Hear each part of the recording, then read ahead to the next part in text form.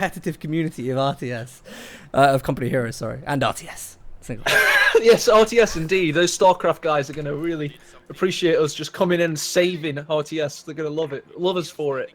I think Well, they're not we are, exactly saving it, are they? They're just inflicting think, blobbing on other RTS games. I think in one of those moments that'll get snipped on Twitch, I would just like to announce that Dan and I have literally made CoH2 great again, and it's all because of us. No, I'm joking.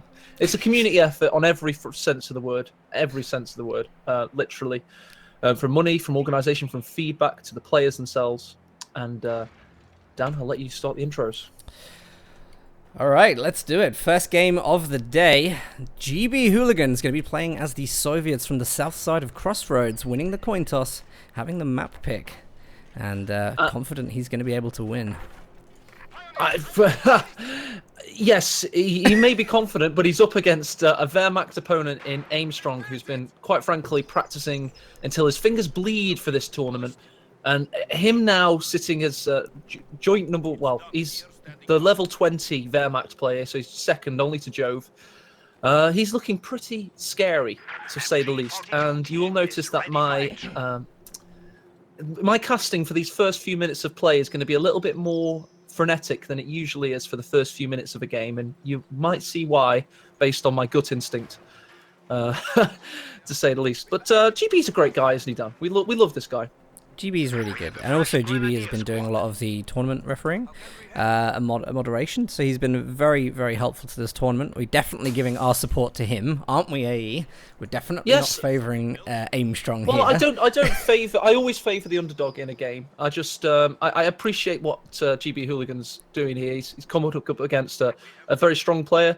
And he was brutally cut out of the tournament. He was 33 seed, which made him top of the waiting list, and the first person to drop out of the tournament was Aimstrong's opponent. So GB is now here. He's in GCS. He's officially playing in his first major tournament after refereeing for so long in the past 2 years' worth of play. Much like players like Perlictor have done in other tournaments. They've both refereed and played in them. So it's nice to see him following that trend. But here we go. We've got a first little dipping in and out of the garrison in the central area of Crossroads. It's a very important early engagement, so you want to get these right.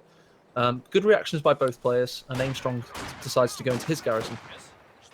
Yep, he's trying to rush, of course, that very nice house in the center of Crossroads. Very defining house for the game, because if you can get it, obviously you can flex in all directions and try to control your opponent whilst keeping good control of your own resources on your side. But Aimstrong hasn't played particularly aggressive in the early game, which surprises me, really. He had a lot of opportunities whilst Tier 1 was being built. There's not that many units on the field. Could have got a lot of work done, but he's kind of sat back a little bit. I wouldn't. I think this is the calm before the storm, quite frankly. It's very much like, well, I'm still alive, but yeah, the MG's out now. He's building a second MG to follow, 2 Grenadiers in position. I'd love for GB to be able to thwart the early Aimstrong aggression that I know is coming based on watching him so much in Auto Match recently. If GB can thwart this first advance that's going to come when Aimstrong hits critical mass in Tier 1, it'll be very impressive for him, so I'm all gunning for him to do that. Well, it certainly looks like he's rearing up for something, and second MG out on the field now for Aimstrong. Maybe he's going to try and just put a nice solid line across both of the exit points from resources on Hooligan, maybe, or he's just going to go for some hugely aggressive rush, as AE says. He'd be able to get a nice suppression platform down whilst rushing with the Grenadiers, and that'd be pretty brutal. I just want to talk as well, AE, 2 commanders with G43s. That's going to be absolutely insane for GB to deal with later on into the game. Which is a pun, obviously, Aimstrong's clan type. He's getting his 3rd Grenadier out, so G43s will undoubtedly be the way the Dane goes with this one. But you'll notice on the east side, he's currently tightening the noose ever so slightly. But here we go, we've got Hooligan coming up with penals. That could thwart this MG's play. Aimstrong has seen it, however. He's resetting up. Will the suppression be able to get them? Just about getting out the cone of fire. That's a very good win for Hooligan. Yeah, it's a very, very nice push. He's going to be able to get a couple of shots off, at least take the health down of those models, maybe force Aimstrong into early medics, which we haven't seen yet. But he's doing some good work here. He's staying in the engagements well. He's not making any early retreats, and he needs to make sure he can push another setup. Aimstrong out. Will the penals get behind this one? There could be an early MG retreat. Yes, indeed. And a satchel charge goes in. That's a great play there by Hooligan. He's done very well there, and to be honest, I would class that as surviving the first onslaught. What I was alluding to is Aimstrong pretty much always goes for an early base pin against what he would deem possibly not as quite as strong of a tournament opponent. So he's thwarted that at the moment, and he's actually doing well. He's got the central ground, so well done to Hooligan. That's a really good idea there, going up with the satchel charge. Aimstrong a little bit on top of that, managed to get retreat out just in the nick of time before losing that squad. Yeah, Aimstrong, I don't think he's going to have the easy game on his hands, maybe that he was expecting there, being able to just walk right up into resources and suppress. But look at the army that's on the field for Austere. That's quite a lot to deal with. Hooligan has been telling me he has beaten some of the top half of the bracket in the tournament play, but Aimstrong's he's got another 4 units coming through the centre. He's got on the cutoff. He is able to get base pins with only 1 MG on certain maps. This is definitely a 2 MG base pin map. So we'll see if he's able to pull it off here. He does have the cutoff for now, and he does have his second MG back on the field, so very quick reinforce. And you'll notice his tier 1 is quite astonishingly large now, Dan. It certainly is. We've already got some of the G43s coming up as well, which could be difficult. I think, did we just see a squad wipe there? Yes, engineers go down. First wipe of the game goes to Hooligan, which he's going to be very, very happy with, no doubt. Making the flamethrower engineers push up to the central house, and he's going to be able to try and perhaps force the retreat of the MG42, sorry. Yes, and he might push the retreat. It is still got 3 model squad, though, so it looks unlikely. Now we've got 3 grenadiers coming through the centre. We've got 1 penal battalion trying to defend the centre, so now we've got Hooligan trying to defend the second wave of assault from Aimstrong. He is clearly going for a quick victory in this game. You also notice Hooligan's managed to break the resistance and go down the left side to start capping, so he's definitely been a competitive player in this game and making a competition of it, so great play by GB.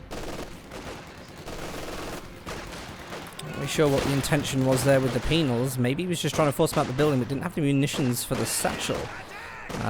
Lost a couple of models there, perhaps unnecessarily. Question really has to be begged right now, though, is that Gaming Bro doesn't have what he needs on the field to deal with the support weapons and mass infantry. He doesn't have MGs of his own, he doesn't have the indirect fire from the mortar. So maybe we're going to be relying on him to pick a doctrine that could bring that out. He's got guard motor for the HM120 if he needs it. Or we can go into Dishkas with Lend-Lease.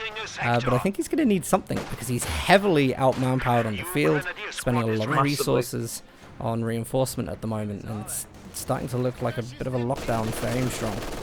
Aimstrong's got 1,440 manpower invested in 6 grenadier squads right now, so this is one of the heaviest tier 1s you will have seen a top tier player utilise. And Aimstrong is somebody that we just did see a Pioneer go down on the left, by the way. Aimstrong is somebody that literally had an 18-month break between OCF and GCS. Literally 18 months out of the game, so he's come back into things with a fresh gaze upon the meta. He's come back into the game with his own views on what could be viable and what might be different. So he's one to watch in this tournament to have a fresh approach. Grenadier possibly going down in the centre. It's got SVTs from all angles firing on it, and the flamethrower could be very much a dead grenadier and an indeed shot down. Very, very nice pickup, and a very important pickup as well, due to the fact that we did see, as you rightly said, the engineer go down on the left-hand side. Taking those units down, we've already seen the Pioneer go down now, we've seen the Grenadier go down, so the manpower may start to even out a little bit, if only he can just keep hold of his squads for a little bit longer. We do see, of course, Aimstrong in with the elite troops doctrine, so Tiger Ace looks to be the late game with a strong tier 1. This reminds me of meta from 2 years ago.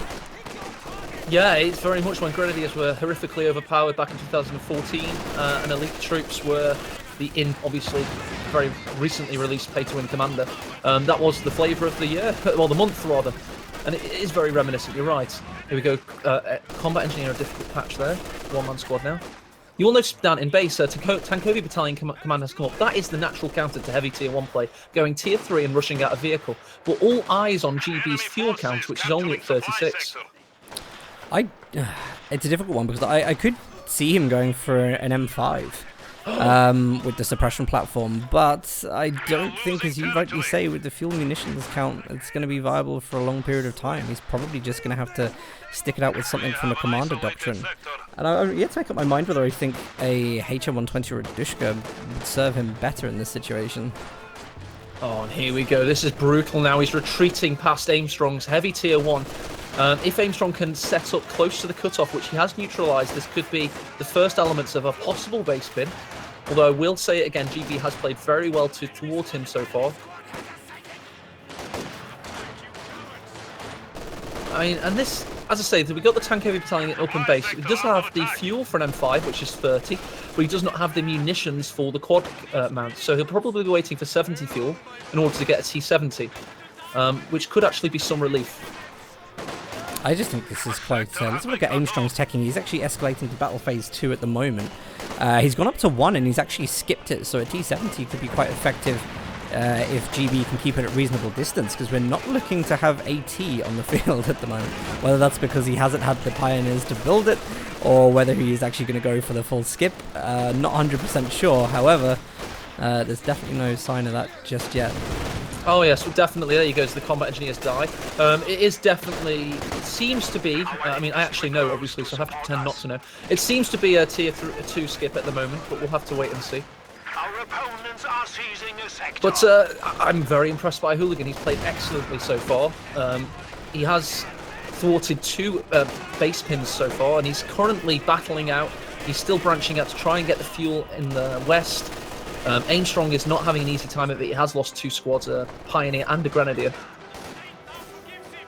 Yeah, it looks like the manpower on the field is actually evening out relatively well. If there's one thing that GB is doing, he seems to be keeping the manpower pressure on Aimstrong. And you know, Aimstrong's just happy to run around. He's got a lot of low health squads there. We've got like a three-man Grenadier squad. Oh. Barely anything. Brutal for that penal. It's ran the gauntlet and survived though. And I mean, GB's doing the right thing. He's trying to deny fuel, but Aimstrong's already got his hands on too much of it now. As the support armor core is now built, he has more than enough to build pretty much anything his heart desires. Just waiting for the manpower.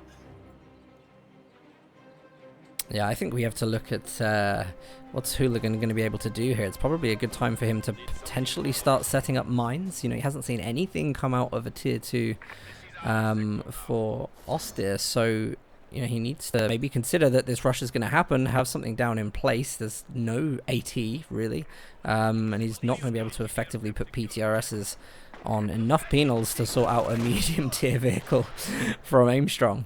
So we're going to need to see some kind of contingency plan come in from GB right now. We are, you're right. I don't think his tier 3 idea, by the way, I think probably was the right one. He just started to lose the infantry war. It may have been an option to, of course, gone Lend-Lease to get the Dushka out. I think that would have been a very good option against what Aimstrong's doing here. I think 2 Dushkas, even though it would have been 600 manpower invested in support weapons, would have been possibly, if played well, what Hooligan needed to thwart the tier 1 heavy of Aimstrong in this match. But do you know what? Either of the routes I think would have been really good to hit up early on, because you know, the penals do very, very well. You know, especially if you've got low health on the Grenadiers. The HM120 would have been a killer for that kind of thing. Yeah, like whether it was Dushkas or that, the current build isn't really measuring up too well against the Grenadiers. You'll notice as well the Maxim's currently not sustaining too much fire, because obviously there are no windows on the north side. But it's not the best house to watch over your cutoff if you're going to get G43s plinking away at you. No, but that's a great little bait there from GB. He uses the opportunity whilst Grenadiers are hiding behind the truck to burn through the hedgerow to try and get some nice model wipes there. Hasn't been lucky so far. Rifle nade. Nice rifle nade. Yep, misses though. I don't know whether he's... No, I think he predicted the retreat path, because they would have bunched up. You've got to expect that the top like 7 or 8 players in this tournament will do stuff like that looks bad when we're not against a fellow player. For example, throwing a grenade at a doorway rather than in the house. It always looks like they're missing, but in fact they're just trying to interpret a retreat. It's an interesting point there, actually. It's, I don't know if you know that the MG was actually captured. Maxim wasn't built. I previously thought he may have launched into the Dushka. I thought that was what that was initially, but... Really? Of course there's no tier 2, so he did still... I did not see that MG steal. I didn't catch the steal, no, but I did clock it was the MG42 from earlier. Here's where we get the bit of a punishing situation, though. Guard motor's finally been locked in. We have guards on the field. PTRSs are out. Not really sure what the aim of this is, though. I mean, what would be the harm here in just back-teching a little bit? and bringing out an AT gun. And I tell you, so he has got the SU-76 coming, and he will have Guard's button, so he could possibly thwart the Panzerfahr. But the biggest fear for me is, of course, the G43s will always be an opponent in that situation. There's 5 squads of G43 Grenadiers on the field now, so it's going to be very difficult for the Guards to actually suppress the medium tank. SU-76 is going to hit the field. It looks like that's going to be the primary anti-tank counter that GB can field right now. Does have access to mark target as well if he wants to spend a few resources that he has on trying to make that work. But he's just not been able to push any territory. And you know, a lack of indirect fire in this situation is really causing him issues against the support weapon play from Aimstrong. It is. That's definitely true. He's now got the cut-off taken. Ooh, that was a big shot from the Panzerfahr. Probably going to be able to follow up, but here we go. Hooligan showing good game sense. He's soft retreating. He's going to try and save this squad by going all the way south, and there is a base exit that's very much at the tip of the map. So, very good game sense from GB. That really looks strong for the later games in the series, in my mind. Oh, that was a great pickup by Aimstrong, though. He clocked the soft retreat that's going down through the south, took his Grenadiers, even on low health, to finish it off, and manages to get away with the squad. So a huge manpower loss for GB in that engagement. Yeah, that was really unfortunate. He did the right thing, and I was commending him. Started looking elsewhere, but Aimstrong was hunting in that time. He sensed blood and he went for it, and he was not to be denied.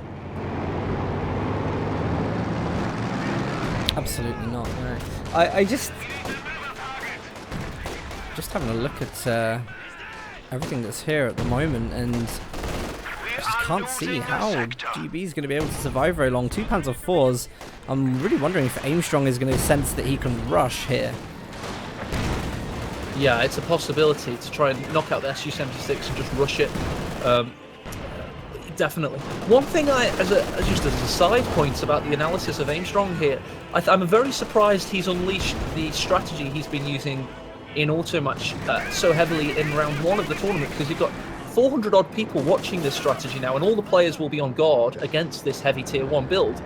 He's just shown his hand. There we go. Hooligan's now surrendered. But Aimstrong has shown his hand against you, Hooligan, and if you're watching this back, that's a big mark of respect in my mind. He didn't know you as a player, but he played his best strategy against you, and you lasted a good 16 minutes, and I'm very keen to see how you do in the next game.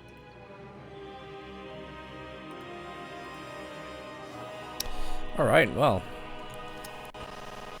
game 1 over relatively quick, but still a good performance from both players. Loved the early game in that one, but Aimstrong had a kind of superior build based on the resources he acquired. Knew how to work the early game, knew how to tech once he'd secured that early game.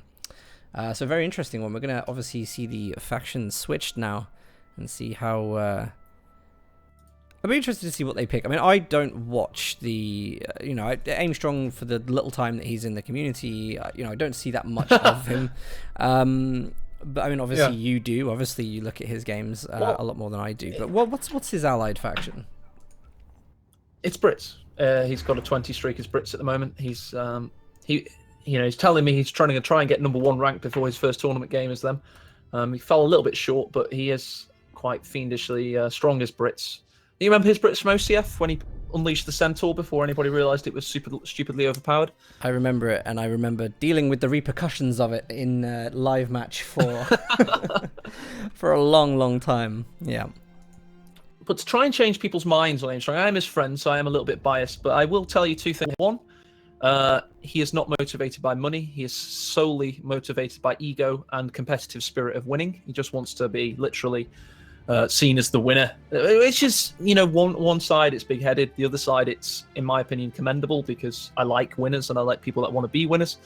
So I'm a tournament organizer, so that's certainly true.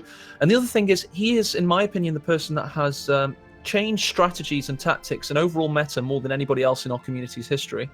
For example, he innovated a strategy in Here's One that pretty much made Panzer Elite redundant in 2011 with the bulletproof strategy, which everybody used after that, and they were never used in tournaments ever again.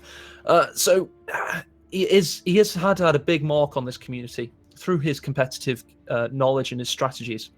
So with that in mind, I would look into how he plays, and I would watch him with very close attention, because him practicing at his 100% capacity for this tournament, to me, is a really exciting thing. And if I'd known he was going to practice so much, I would have made him a higher seed, to be honest. But oh well, I don't have that choice now. Second game has started, so we'll be going to that very, very shortly.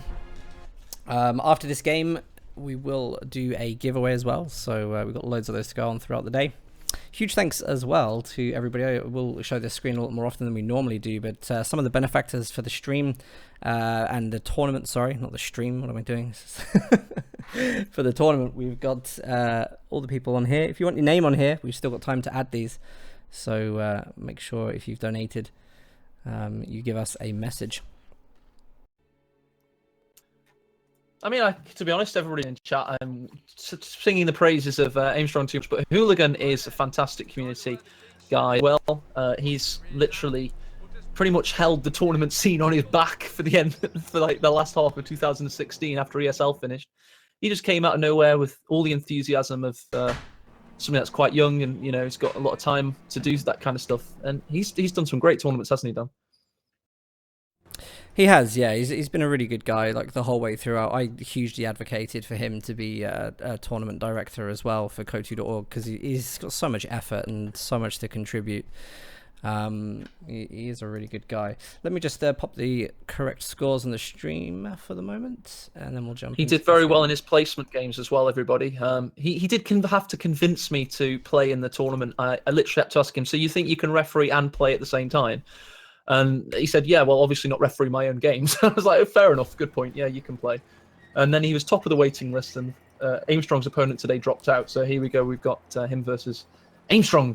By the way, everybody, Camillo has donated to the Kickstarter. We've just seen £20. We've also had Derlis, Jesus for £10, Angel, Vladov for 30. And we're now rocketing up there. £6,050 has been donated to this Kickstarter, and every penny will go into the tournament in one way or another, either improving the broadcast, improving the tournament prize pool, which has gone up again this week. We're now up to £1,400. And once all the money's in, I may even increase that again, to be honest. So yeah, it's looking pretty epic. And also, of course, the live venue final Twitch. Watching this right now, you're all formally invited. It's going to be one hell of a party. So hopefully you can come. All right, well, getting into game 2 of this series, Aimstrong versus Hooligan. This time we're going to have Aimstrong playing as the Brits. Switch sides with Hooligan from the last game, and let's have a look at his strategy, his amazing early game strategy. Hopefully we see more of that like we did from last game. GB's going to have to be on his toes this time. I think as Brits, it's very impossible. It's very hard to pull off because the squads are more expensive. They're not 240 manpower, so a heavy tier 1 as Brits, in my mind, would be pretty much suicide, again, especially against OKW. What if you got that Luke's out and you just left, you know, hanging there? It'd be quite difficult to play against. So, interesting. I think this is going to be Hooligan's best chance, to be honest. I never fancied him against Aimstrong's Wehrmacht because I've seen his Wehrmacht recently with that heavy tier 1 play. And unless you know what you're going to be up against, it's so hard to play against it, obviously. So, so let's see how he does as OKW. Do you mind if I pause this for a moment? Yeah, sure, absolutely.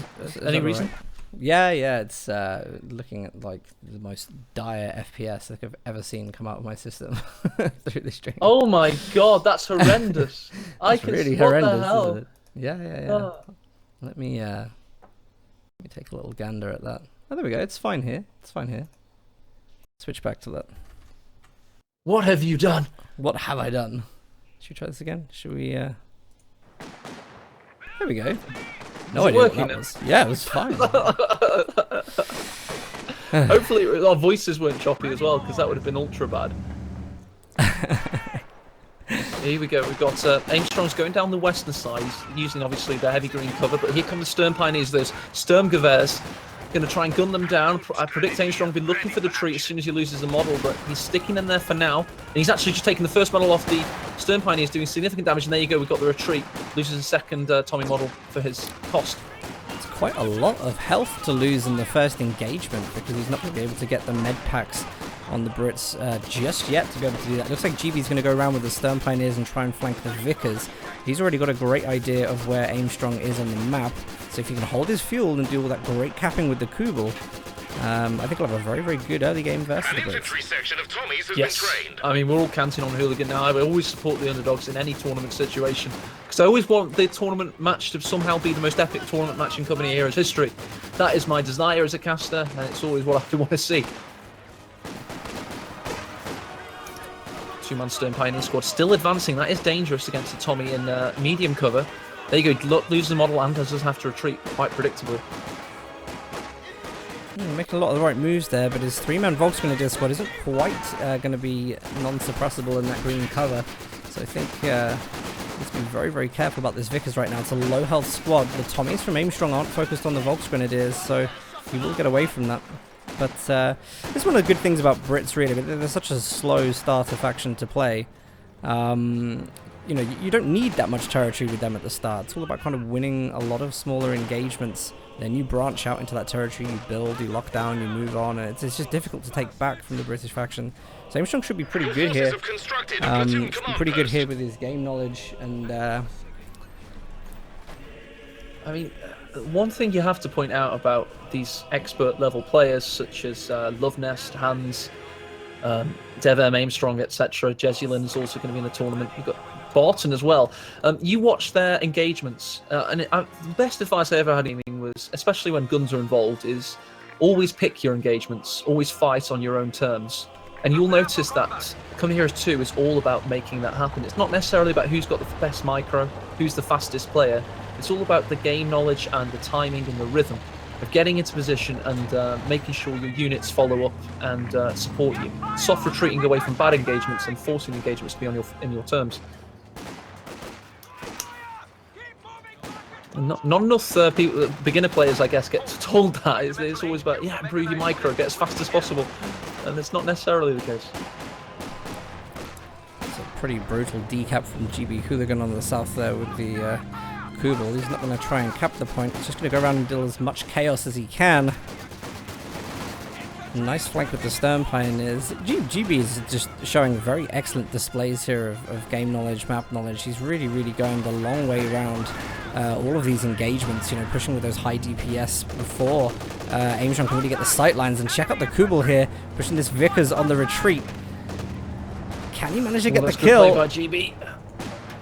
Couldn't quite get it, and now the Kubel's in danger itself. It's got a difficult retreat path. It does manage to get beyond the house, and it looks like it's going to be safe for now.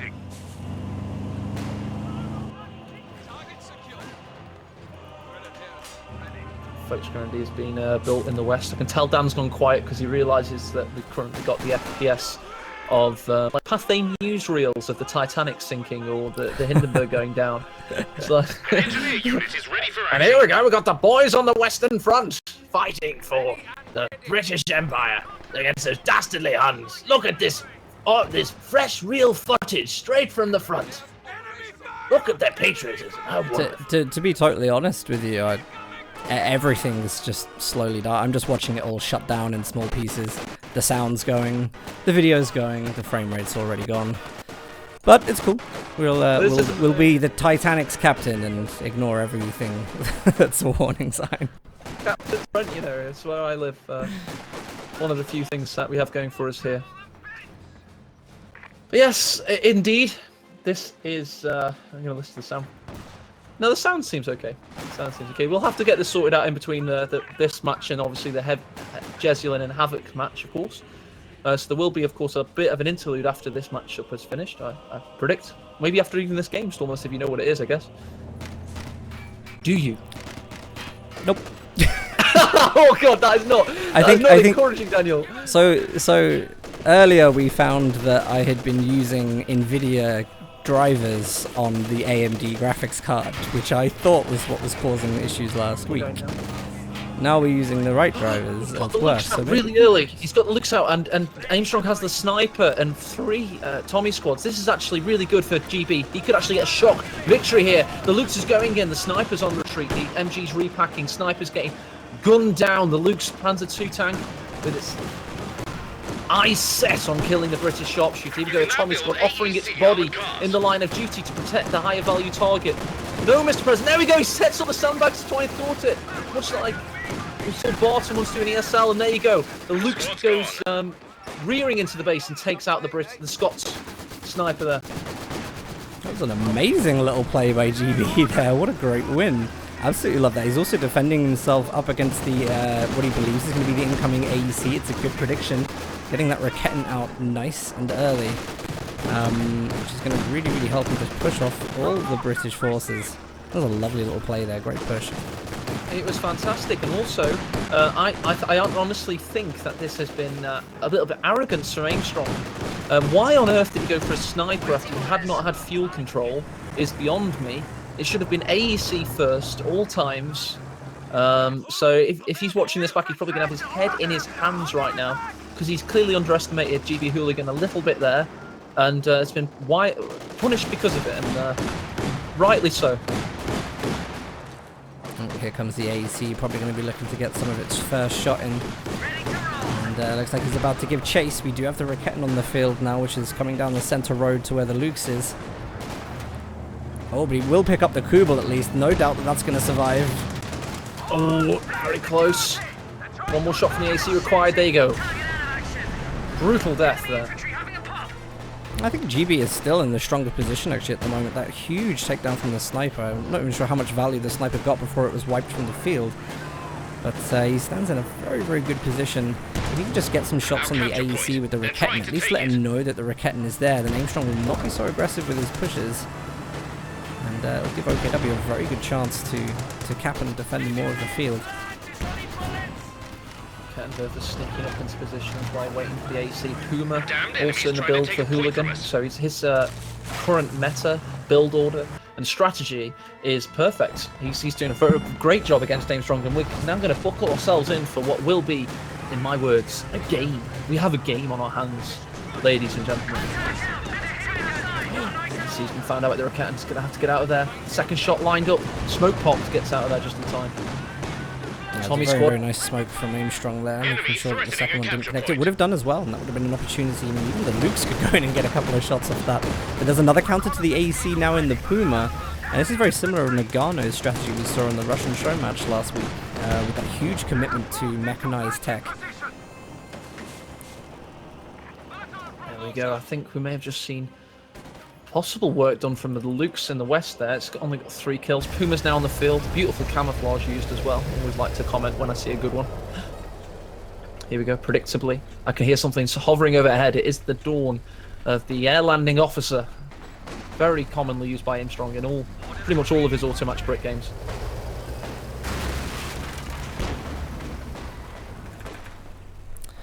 Vanguard Commander is actually my favorite British commander. Everything that comes out of this commander is really, really good fun to use, really, really nice. Raid operations is probably one of the most powerful things for Brits, as you just move up the territory so fast. Even the vehicles are capping. It's a really beautiful one, and you can still get commandos out of this glider after the air landing officer comes in, which is gives you so many options for incredible Brit play and Brit strategies. Look at that air landing officer brutally assaulting the Volksgrenadiers. Luke's all the while punishing them in return, but they get out of there with 4 model kills already in this game, so great work.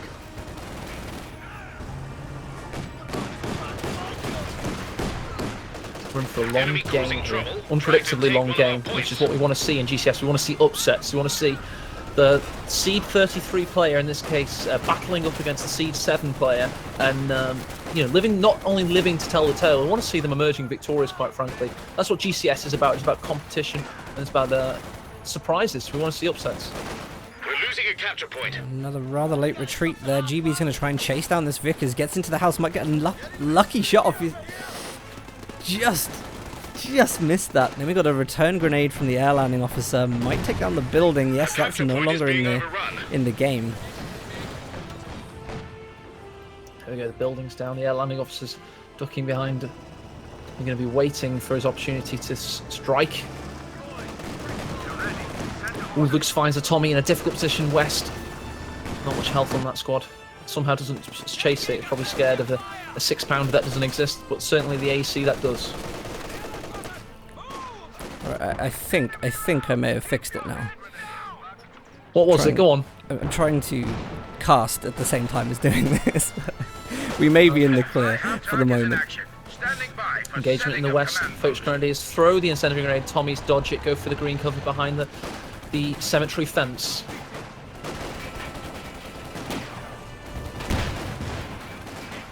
There you go. You've got currently Hooligan pushing up through the centre to go south and take that cut off. Great work by him. He's doing very well. This is the Dutchman against the Big Dane. I think he's doing really well. The fact that he's got a triple cap on at the moment is going to be really, really important. Aimstrong is having to try and cap with solo squads. The Lukes may go over to try and deal with that, knowing that the AEC is left side by the reinforcing glider. But he's doing a very, very good job here of just bouncing Aimstrong around and good containment. The fact that he's got the Puma on the field gives him so much flexibility to just go around with the Lukes, because it's dangerous. It's dangerous for Aimstrong to actually move that somewhere else on the field. He could get very easily picked off by that combination, and Raketten's doing a very good job of protecting the left side to the center. So it's not like the AC is having amazing value. Yeah, it's doing okay. The Commando's, by the way, now coming out as a sniper replacement tool, because it's going to be hopefully making up for Aimstrong the amount of manpower attrition he's lost out on with his terrible build order and getting that sniper before any form of 80. And it's an obvious loot rush.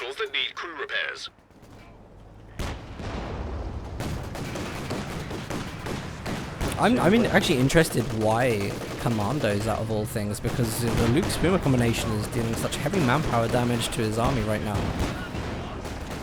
Surely that would be really what he needs to work around getting. He has got fuel to really tech up and maybe start looking at the Cromwell.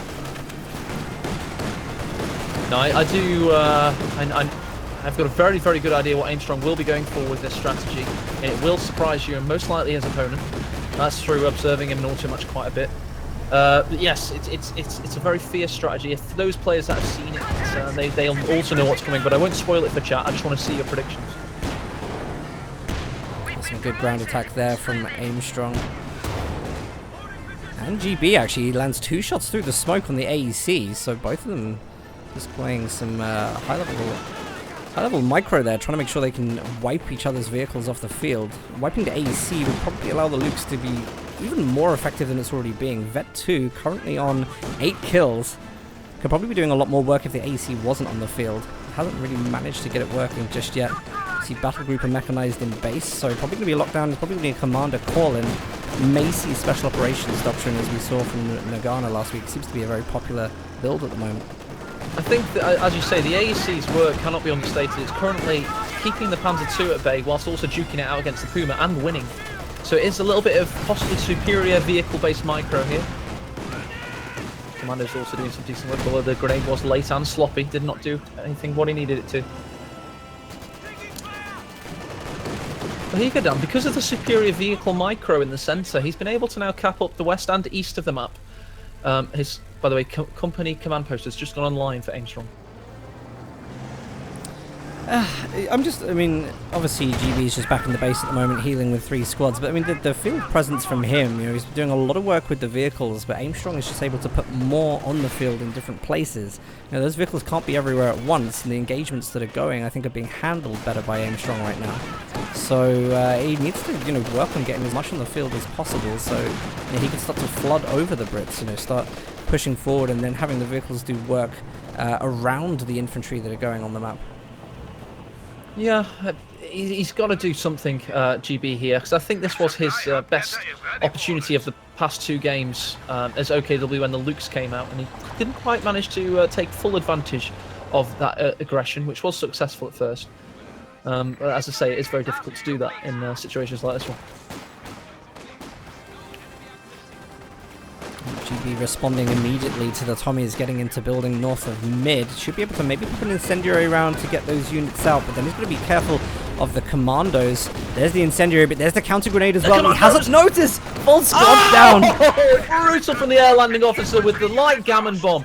He was using the Tommies as bait. It was a trap, Admiral Agmore may have said. But from the hinterland regions of that building came a light gammon bomb that turned them into bacon. Yeah, really, really good play there. Really snuck that unit up. AC is actually getting a lot of work done, and the Puma doesn't seem to be getting that many accurate hits. Could be a good opportunity to try to take shots through the hedgerow. He does. Ground attack being used there once again, just putting the pressure on that Puma constantly, allowing the British forces to continue pushing up the map. Had a counter triple cap for a while, which means Aimstrong's back in the lead for VPs in a worrying situation for GB, and still no commander pick. He knows exactly what Aimstrong's gone. Ooh, plucky Schwer Panzer headquarters setting up on the cutoff, which may allow GB to start branching out. But also, Daniel will notice the 6-pounder has just been built and is now on the field, which is going to allow Aimstrong to possibly pepper that truck with shells.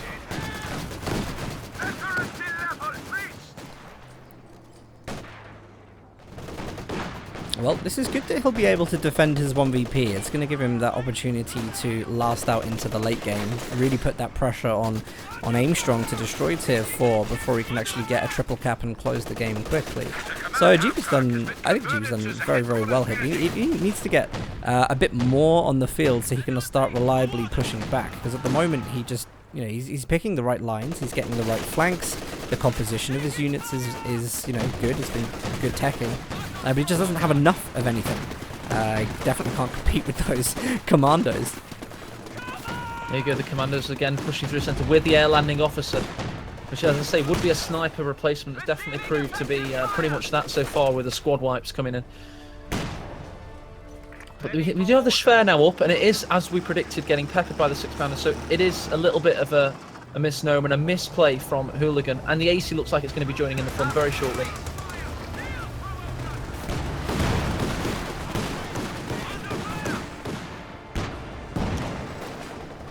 For Luke's trying to deal some damage to the air landing officer. It's another good grenade from Aimstrong. Managed to deal with the Raketten. Where's the AC here? Does it think maybe it's got a chance to go in? Puma's going to spot the rear armor of the AC if it pushes forward a little more. Hits the wall. Good use of cover, I guess, from the Puma. Schwer's now back up to 60% health after briefly dipping to 30.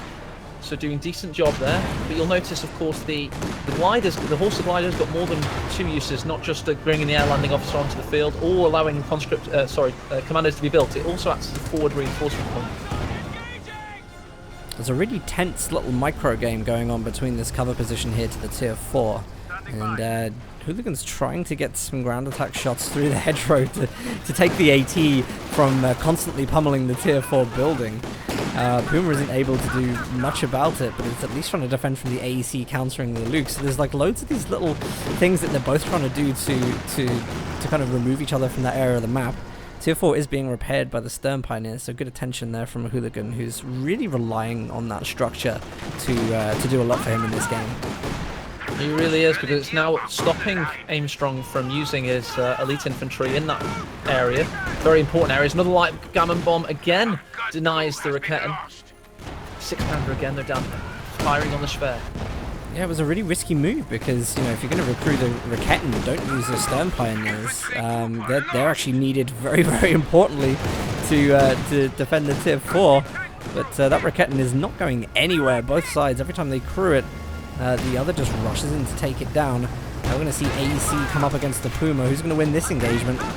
Oh, it's a difficult one when you've also got a possibility of a Faust. You've got the Lukes coming in to give some damage, but the 6-pounder's now resetting up there. The Puma reverses away. Last parting gift shot from the AC there. We should see a guest shot here from Aimstrong. I wonder if he's going to take it. It looks like he's loading. Oh, close. The Puma just moved about from where it was. That would have been a very good guest shot otherwise. That's actually really nice from GB because we're just about to see the Comet come up, so Aimstrong clearly has gone to rush that unit. There isn't too much... Yeah, there's not too much that's going to be able to counter this, to be honest. I mean, we might consider getting another Raketten. He's got all these resources, stacking up nearly 600 manpower. Not putting that into anything. That is what I was alluding to earlier. It is Aimstrong's intent to rush the Comet in this particular game. And players that have come up against him in auto match would have, unfortunately for them, come up against this. It is a strat of his, it seems. And let's just see how viable it is. But to be honest, Dan, you can't see much in the Comet's way at the moment on the field. Wow, really surprised to just see fortifications picked from GB there. Not sure where he's going with that. I mean, I guess maybe he's going to look at the Pack 43. He's got the resources for it. That would be cool. That'd be very, very cool to see, because there's no mortar on the field at the moment. It'd be a nice one to kind of just sit there and keep the 1 VP. It'd be very, very defensive. And Aimstrong's got a lot on the field, so he may not be able to effectively get up to 400 manpower and continue pushing. So it could actually work. I could see maybe if that's what he's going for, an idea there. But this is a hard thing to pull off. You know, the positioning of that Pack 43 has to be godly. If God, it would have to literally be the best Pack 43 we've ever seen. This Comet, here we go. So it's the OCF runner-up yielding the OCF mascot tank, the Comet. First shot didn't actually do anything, but it's Hooligan's got to be thinking, oh crap. Yeah, he's probably Oh, he's going for it. Of course, because the Comet has now arrived and he's now able to build a Pack 43. This could be one of the coolest comebacks in Company Heroes 2 history. If this Pack 43 gets built and he smashes the armor of that Comet down, what a story that would be. He's got all the right things in place for it. He's managed to keep that tier 4 alive, which I'm sure is a huge contributor to him actually being confident enough to go for this. Yeah, that's good. I think that really actually negates the teching choice from Aimstrong there, and it's just going to allow these light vehicles to do so much work without the fear of that Comet. AC went in for a second there, found the Puma. Smoke pots were yielded. Oh, he's dangerously close to losing that Puma right now. Oh, then Luke's takes the shot. Luke takes the shot for the Puma. What a savior unit. Still got a little bit of health there to try and get out with on Vet 5, and the AC's way too low health to actually push the situation right now. Air landing officer pushing mid, might get a little bit of intel on what is happening there with the Pack 43. Let's actually see if he can see it right now. He can, and here comes the airstrike. There's an airstrike. What's he going to do? Who's the intended target? Jericho sirens wail overhead. Absolutely desperate to try and push that, isn't he? But this is interesting because he's actually using the Comet to draw the fire from the tier 4. Finally, tier 4 has just moved itself to target the commanders instead. But that's the Pack 43 up. Probably going to lose the tier 4 protecting it. A little dangerous. Oh, one more shot required. Comets gets the spare as the Pack 43 comes online. Here we go. There's the Comet fall into it. 3 shots required. First shot goes in. Waiting for the Faust. It is just out of the Focus Grenadiers. Oh god, that Comet is going down. I don't know if he got the vision for the last one. There he goes. It hits. Comet is down. Beautiful. The Pack 43 instantly getting its beneficial value straight away at the start of the game. But I'm not sure how much good it's going to be when Aimstrong is actually coming up close to the Crocodile. What a play from Hooligan. That is absolutely awesome. You very rarely see Fortifications Doctrine yielded by OKW, and he's done so against the 27th seed, against the early Comet Rush, which is pretty much his strategy. And he lost the Comet to it, so fantastic by him. And Aimstrong's going to have his head in his hands as he then just lost the Vickers as well. So now the Vet 5, Panzer 2 Lukes. Yeah, but you know what? He's actually going for another Comet. Even after all of that, I mean, I would have thought the Crocodile would have been better, even though it's slower. You know, to actually just maybe just burn the crew of the Pack 43, because it's not reliant. The AC just went down to the Puma in the east by the garrison there. There's another win for Hooligan. Aimstrong's getting sloppy. He's doing very, very well indeed. I don't know how you feel about this AE. I kind of may regard this as a teching problem from Aimstrong. I think we're about to get tier 4 down again from GB. Yeah, you can see that. So he's going to be having protection up for the Pack 43 once more, making it really difficult for those commandos to go in and get off the gammon bombs they're needing to disrupt this strat. Yeah, it's going to be difficult now. It's going to be a slog. And I'll tell you one thing that's based on the ladder boards, the official ladder boards for Aimstrong. If you go on them and you see the graphs, you'll notice he's at his weakest in the medium to late game. Although he did just possibly... No, he won't steal that MG because here comes the Lukes. Wow, this could be a real... game if GB pushes any more territory off of Aimstrong. I think now that the resources have actually dropped down with that huge stack of fuel... Sorry, dude. Just No. hit the same for the exact same moment. 3-3-4 to 3-3-4 for each. Jesus, what a game. Tier 4, GB's trying to push the strategic point south to deny resources, and this will be a telling situation. The fuel count has gone down thanks to the Tier 4 being built, and I think that's an important thing for him to spend on, but it means he's not going to be able to get a tank that's able to push the Comet around away from the protection of the Pak-43. I think that's really where he needs to go. But he's got the 2 VPs, he's got a very good defensive position across the map in left and mid. So I'm hoping he can get something else out that's a little mobile that's going to be able to help him control parts of the map the Pak-43 doesn't reach. This is very cool by Hooligan. I'm absolutely loving his gameplay here. He's not only thwarted one of the top Brit players in the scene at the moment, he's looks like he's on his way to victory right now. Look at the veterancy on his army.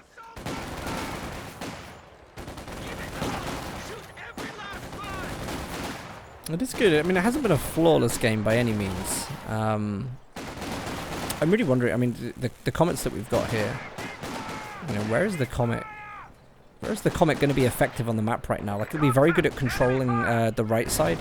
But I mean, he's trying to put so much effort on the left. You can tell with Aimstrong, you know, he's really trying Going for it against this Vet 5 Luke's down. He's got 2 6-pounder shots in. The Comet went in momentarily. But here comes the Faust. The Puma's coming in. The Pak-43 is not quite able to get a shot in there. Comet, the second Comet could have gone down there. What a terse game. What a dramatic game. What an unexpected game. This is getting very exciting indeed. He's playing a very good defensive OKW. Definitely has to be said about that. VPs still really even. There's definitely no pressure from either player at the moment on that front. I think they're just going to keep trading these engagements, trying to break each other over time, and just see who falls first, see who crumbles first. We're going to see a Firefly come in from Aimstrong, and yeah, again, another thing I'm not 100% sure, you know, where that's going to be effective. No, that's not a good decision. He needs support weapon clearing tools now. He's up against the Pak-43. He needs the mortar up. Why isn't he going for mortar? I think it's the most obvious decision in the world right now. Yeah, I totally agree with that. Or, you know, maybe a squad of infantry or a sniper that can use the... You know, if he had a sniper go in, he could probably use the base artillery and try and just at least push GB off the map, or keep his units moving whilst he goes in with Firefly Comet. That's definitely a possibility. Another huge grenade on the left there from the Commandos, taking another squad down from GB. He's got to be so careful with that, so careful. Big flashbacks to OCF Final Game 2, the famous game between DevM and Aimstrong, where Aimstrong was using the cloaked British commandos to great effect, with sneaking up in the cratered cover of Arnhem checkpoint with the gammon bombs. So here he is again, using them in this tournament, getting wipes left, right and centre. You've got to be paranoid playing against him, Dan. Yeah, I mean, I'd be terrified to say the least. Just that you never know where the commanders are going to be, and then they unleash the light gammon bomb, and you're like, ah, there they are, just as the ticker goes to 0. Yeah, it's one of those few units that, I mean, they're just so brutal. They can get up so close before you really even realise that they're there, and then even if you try and retreat, anybody who's good at predicting grenades will have great provisions there. But here we go, Comet, very low health, has also been stunned. Pak-43 takes it down. Huge win. Yes, well done, GB. Second Comet down to the Pak-43. Aimstrong has been out-strategized in this game. Hooligan knew what was coming. Must have been... Maybe he's got a lot of friends in this game, Dan. Maybe he had a tip about Aimstrong's strategy as Brits, and maybe he knew exactly how to counter it. Do you know, it's certainly possible, but I mean, regardless of even knowing the counters, I'm impressed that he's just managing to keep up. You know, we're talking about someone who's regarded as, you know, just the most brutal of the CoH2 elite players. You know, and he's, quite frankly, he's mincing him. Yeah, he is in this game. He's absolutely smashing it. Very well played by GB. I think this is one of the coolest upsets of the tournament so far. We've had Von Ivan lose a game to Burmy, and right now it looks like Hooligan is equalising in the series versus Aimstrong. Oh, we're going to see some nice triple caps coming in here. He's actually making a good effort to cap the right, and I really like that, given everything that's going on the left-hand side. You know, he has got two, you know, you've got a building and a Pack 43 here that are doing, you know, a lot of work for him, which is good, and it's also a big threat to Aimstrong, but he's paying attention to the rest of the map, and I think that's where he may start to win the game. You know, is by really paying attention. He's got loads of munitions. He could push this territory with the glider, and actually use the I forgot what the zeroing artillery in this, which would be a really nice way of just clearing Aimstrong off the map. Do you know what's another great thing about Hooligan's play in this game? Look at the amount of shoe mines around his fortification. He's built a heavy fortification. He's got mines for days around it. There's no way Aimstrong's breaking into that. I mean, it really begs, though, you know, indirect fire. I think you and I both can see at the moment indirect fire is a necessity to start pushing Hooligan off of the map. By the way, Vet 5 Pack 43, some of the benefits that you're getting from Vet 5 are absolutely ridiculous. It's going to be so difficult to push that with the Firefly. One of his best bets has got to be indirect fire right now. He's got to just decrew that thing. It's not like it can get reinforced. There's no battle group near it for that. So, you know, decrewing is going to be very effective. You know, why aren't we seeing this? Why aren't we seeing Aimstrong take this decision?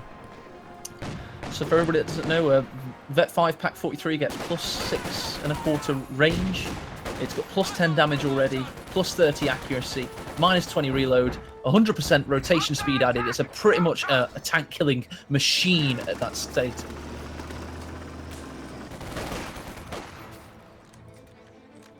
You know, I don't know what Aimstrong's like for throwing in the towel, but I'm starting to think he's got to be thinking, yeah, if I'm not prepared to build indirect fire, what am I left with in this game? Well, I hate to say it, Dan, but I'll say it again. Aimstrong is not motivated by money. He's motivated by ego. He wants to win the entire tournament. He would not be playing otherwise. So for him to lose a game, in his mind at the moment, it's just him losing a game, right? So to him to lose a game in the first round is, you know, a black mark. He wants a perfect record if he can. It's all about the prestige, and this is fantastic by Hooligan. Very excited to have seen this. I think Hooligan inadvertently dodging another gammon bomb there, and constantly putting pressure on those commandos. I feel like something, you know, maybe a Kubel might be a good idea, just to constantly keep tabs on where these commandos are. I mean, even if he spent a little bit of time just microing those engagements, getting up to veteran C1 for the awareness ability, or, you know, even an infrared half track might be nice. You know, I feel like he needs to know where these units are, because they're so damaging. They're so damaging to him. Yeah, I agree. I think an infrared half track would be like the cherry on the cake, and that cake is Hooligan's mega fortress of OKW domination. As the commandos go in, I don't think they're going to have such a great time. Oh, wow, the ISG cared so little for that gammon bomb there. Barely even scratched the one model that died. Fantastic play. We're seeing Hooligan. He's now actually pushing 480 munitions. Will we get to see zeroing artillery? There we go. All he's got to do now is keep the vision for this to become an absolute slaughterhouse area. Oh, yes. I mean, this is very... Surely. No, I think you're right, he does. I mean, the AT gun isn't going to survive it here. This is an ability. This just gets faster and faster the longer units are detected in there. And anything retreating through this, you know, we've got the AT gun, we've got a squad of Tommies up at the top there. You know, it's just going to, yeah, a hailstorm of fire. King Tiger's just appeared on the field for Hooligan as well. This is great, I love this. Got to be a finisher for sure. I'm going to taunt Aimstrong so much about this. This is amazing. Absolutely awesome. Oh, and here it comes, the behemoth. 67 tons of Krupp-style destruction. I mean, let's just say, by the way, you know, this could have gone so differently. We saw that Tier 4 go down whilst the Pack 43 was building. It was a two-man squad of Stern Pioneers. This could have gone in an entirely different direction. The timing just worked out like milliseconds in favor of Hooligan. It couldn't have been closer for this to work out for him. But I'm so glad that he's done it, because, you know, it's so nice to see commanders like this working at the top levels of 1v1. Dan, I think Hooligans just categorized, not categorized, qualify for 2 of the bonus awards nominations for this game alone. For those that don't know, there's £50 bonus awards in this tournament. There's £50 for best newcomer, £50 for best non-meta strategy. And this strategy, fortifications against the number 7 seed, one of the most feared tournament players of all time, and looks likely to be winning. Dan, can there be a better nominee so early on in the tournament? Well, I still think, are the requirements that you win with those strategies. Yes, yeah, I would agree. So we can't make that statement just yet. Aimstrong has actually done a very good job of controlling 2VPs. He's got territory back on his side. He's only got to make some good teching decisions and keep getting some squad wipes. And that can happen, by the way, because GB Hooligan is, he's constantly now trying to occupy the right side of the map. So this is great. This is great ground for these commandos to try and get those squad wipes. It may still work out for Aimstrong. Oh, it may not work out for these conscripts, though. They're going for the cheeky light gammon. They've been found out. Of course, yeah, and you're totally aware of the caster's curse, aren't you? What's that then, my friend? Well, we don't want to be talking about GB winning, just in case suddenly things start going very, very wrong. We've just got the Crocodile on the field now, so Crocodile Firefly. We have a huge anti-infantry, anti-tank presence on the field from Aimstrong. He may start to make the right teching choices. How is he going to contend with the Pack 43? It's literally encased. I think he could bait. I honestly think the Crocodile is one of those units that could just rock up and decrew. It really, really is. I guess the good thing is with Vet 5 on the Pack 43, he should be able to outrange it early on. But he hasn't got the sight yet. He's only 2 off pop cap on 100, so he's not going to be able to get those kind of detection. He's going to have to rely on the infantry. He knows it's there, though. I mean, with the Pack 43, yeah, there he is. He's currently, he just saw it, by the way. The territory point detected the tank, which allowed the Pack 43 to reposition. But it always annoys me that it then resets where it was facing, because it takes a long time to turn. I wish you could manually face it. Ooh, actually, just having a look, of course, the Pack 43 does have a target weak point, and I assume that this is the same as the Pack 40, and that it will be able to stun, not just turret lock. So actually, the Croc's indirect fire seems to be, the only way I can see that you could get this decrewed and then push in. I'm not saying that he couldn't do it once the Pack 43 is down, but that is the unit to counter right now. Oh, this is so cool. So many mines going down. It's so nice to see Hooligan just paying attention to all these little things. He's got so much to deal with. Oh, and there goes a squad of the commandos. There you go. I think that was the ISG there, yeah. That's awesome. The Vet 5. Was it the ISG that got the killing blow there? I think that was the ISG shell, yeah. It didn't look like the Pack 43 random Not random Vet shot. 5 Luke's, maybe? No? It's, do you know what? I couldn't track what it actually was, but I believe the ISG was firing there and got that last wipe on AoE. Nice. Look at this. Look at this. That just snapshot that. That is OKW fortified, personified. We've got the King Tiger, the Spare in a defensive position or advantageous position, and the Pack 43 Vet 5. Dear God, you're not breaking through that. Nah, it's going to take something very, very special to overcome this right now. I'm just kind of enjoying this game so much. I'm enjoying the rhythm and the motion of what's happening here. And Aimstrong is just, it's really weird. He's like a totally different player in this situation when he hasn't got that early dominance, when he doesn't have that inset of fear that he inspires at the start of the game. He's a completely different player. And he looks like he's struggling. I think in this is the perfect, absolutely perfect example of strategy overcoming tactics, and of the better build order, putting the player in a better position. So this is brain power, intelligence. Hooligan, in my opinion, may have been tipped off by one of his friends, because Aimstrong has been playing this strategy a lot in auto match. So people like Jove, etc., will have seen it. So he's picked a perfect strategy and he's played it to perfection. It's fantastic to see him real-time strategy, the strategy element being exemplified so perfectly. Still just checking that range. I mean, where the actual tanks are sitting right now, Pack 43 does have range to target and fire this. It looks like he's actually moving right now, realigning to try and face where he's noted that the crocodile is. And look at that, it's a huge shot, maximum range. Aimstrong's got to be thinking, how the hell am I going to get around there? Even if he does, there's shoe mines everywhere.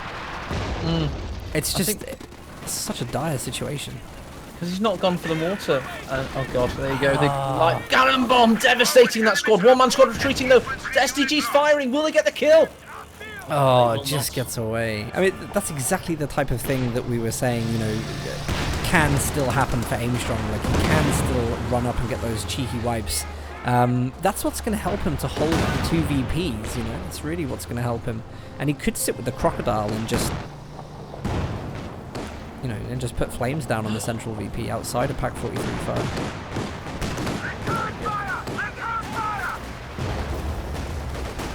This is awesome. This is what we want to see in GCS. In the first round, Dan, we're seeing games of this caliber. Oh, what a big shot. What the hell? That was like a wombo combo. Jesus Christ. Wow, yeah, very, very big shot. It looked like the AT gun and Firefly hit at the same time or something. I don't know what, some giant shell careering across the map. But that's the Puma down.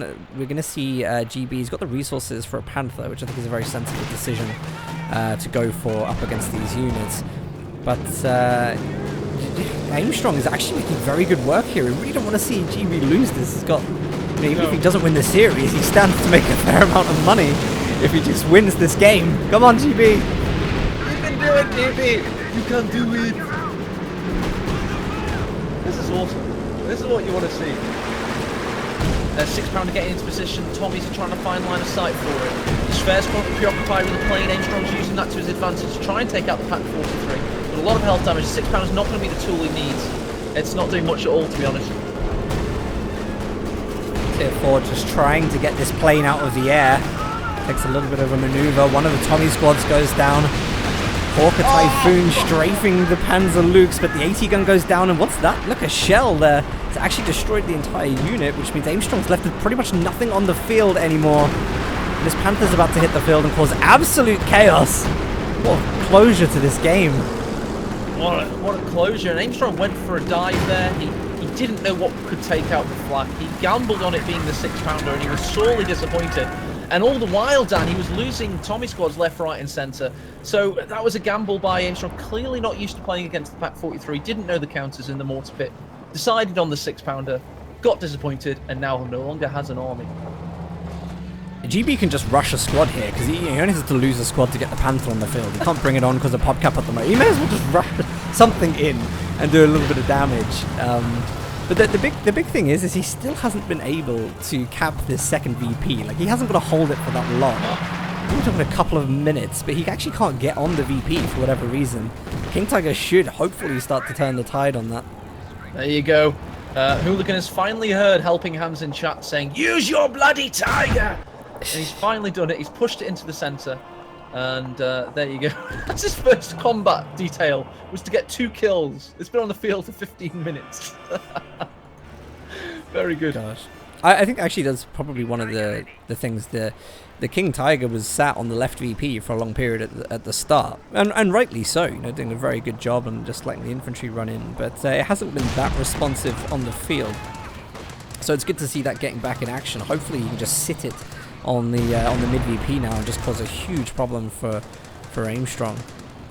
I just see how Aimstrong can. I mean, he's going to have Comet, Firefly, Crocodile. He could bait with the Comet, move in and try and get shots on the King Tiger with the Firefly and burn the Pack 43 with the Croc. But then what's he going to finish it off with? Maybe Hawker Typhoons when he's got the munitions? It could work. Actually could work. I think he's probably got just enough to try and make a late game play. Don't forget, he also needs 2 Royal Engineer squads with sweepers in order to make that work, in my opinion. And not too sure he would be able to pull it off, quite frankly. Now the Panther is about to hit the field. Panther, ready for action. Here it is. Finally lost a little bit of pop cap See, again, one of these, having this 99 pop cap now, not all of his squads in the field are fully reinforced, so he's now going to be going into engagements with, slightly less models on the squads. It's just so tense. I couldn't, GB probably is feeling on top of the world right now just thanks to what he's done so far. There's another squad wipe with the Stern Pioneers. This is exactly what we said would happen to turn this game around. GB.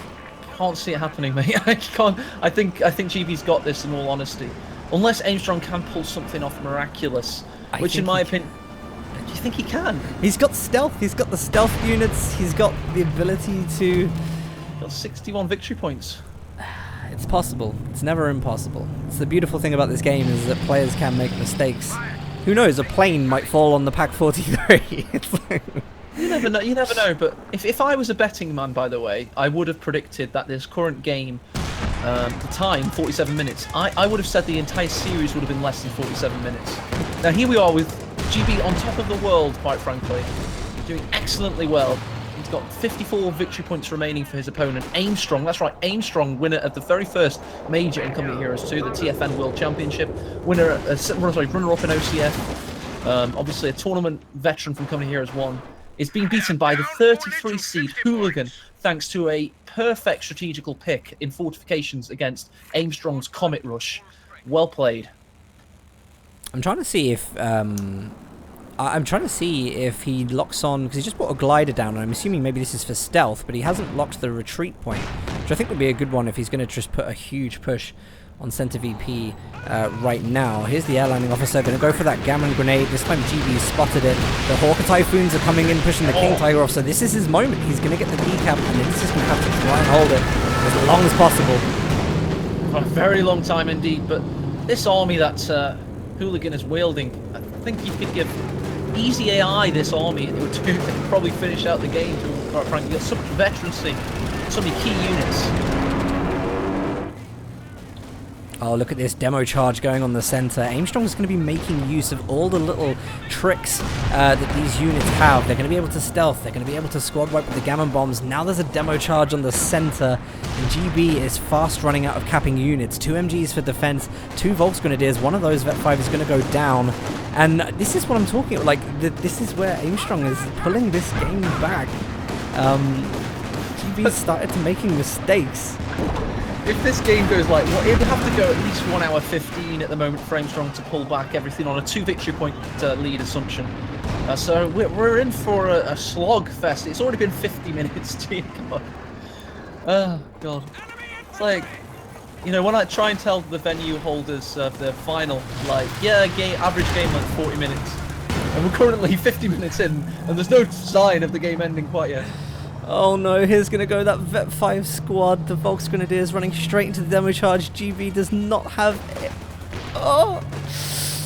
I don't think Aimstrong wants to blow that. I don't think he wants to blow it. Oh no, he pushed him in! Oh, he did it, but it's not as powerful, obviously, as the Soviet demo. Doesn't quite get the kill. King Tiger also does not get the kill on the Vet 3 commandos as they run away. So it looks likely that GB Hooligan has got this cap as he tag teams in for another Vet 5 Volks Grenadier. No, that was a very lucky that he didn't lose that squad there, because the Gammon bomb, very lucky with the positioning. Now we've got the Crocodile. I think this is outside of the range of the Pack 43 at the moment. Looks like he's trying to maybe overshoot with that. Let's just have a look at the range. Oh no, it actually can range the Crocodile from there. Crocodile's be very, very careful. And there you go. He's gotten the cap on the central victory point. 38 tickers remaining. So tense. Gonna try and recap again. It's really the stealth units need to cap in the center. Aimstrong's looking a little bit desperate here if he's gonna be throwing the squads around like this. But there we go. Zeroing artillery is down in the center. There's gonna be sight given from the Lukes and the King Tiger. So now pretty much no units can enter this zone without the threat of artillery. So this is Aimstrong does not want this right now. This is a huge sinkhole for the time that he has left to make a play. I think he doesn't have much time left, quite frankly. And we should probably start giving his British army its last rites as we end up looking at 28 victory points to 223 for Hooligan. Everybody, Hooligan GB, the Hooligan 486, a referee for this series that ended up on the subs bench after placements. and literally stepped in against Aimstrong because Aimstrong's opponent could not play today. Looks likely to be winning in Game 2 against the 7 seed. The guy we were all fearing so much. It's one of the biggest tales of the tournament so far, and quite frankly, couldn't happen to a nicer guy. What a great guy Hooligan is, so very happy for him. Don't jinx it just yet, please. Don't jinx it. You know exactly how these things go. 2 Comets, Firefly, Crocodile. Are we going to see a last play? He's got to make it. 17 VPs remain. If he can decap now, then he might want to try and make that huge play to win the game. Crocodile's going to be absolutely essential here in burning the crew off that Pack 43. We're starting to see the Firefly tip into the King Tiger to try and push it back a little bit. Panther's there lying and waiting. There's the decap. I sense Aimstrong's raring up for something. I sense he possibly is going for one last gambit. He's been repairing these tanks for ages, but they keep getting plinked away at max range. So he's going to go for one final foray, one final last stand against quite frankly, suffering a humiliating Game 2 defeat. For somebody that's been touted as one of the guys to watch in this tournament to be currently losing this game against C33, this is going to be humiliating. So he's probably feeling the adrenaline now. He doesn't want it to happen. But the tickers are ticking down 14 remaining.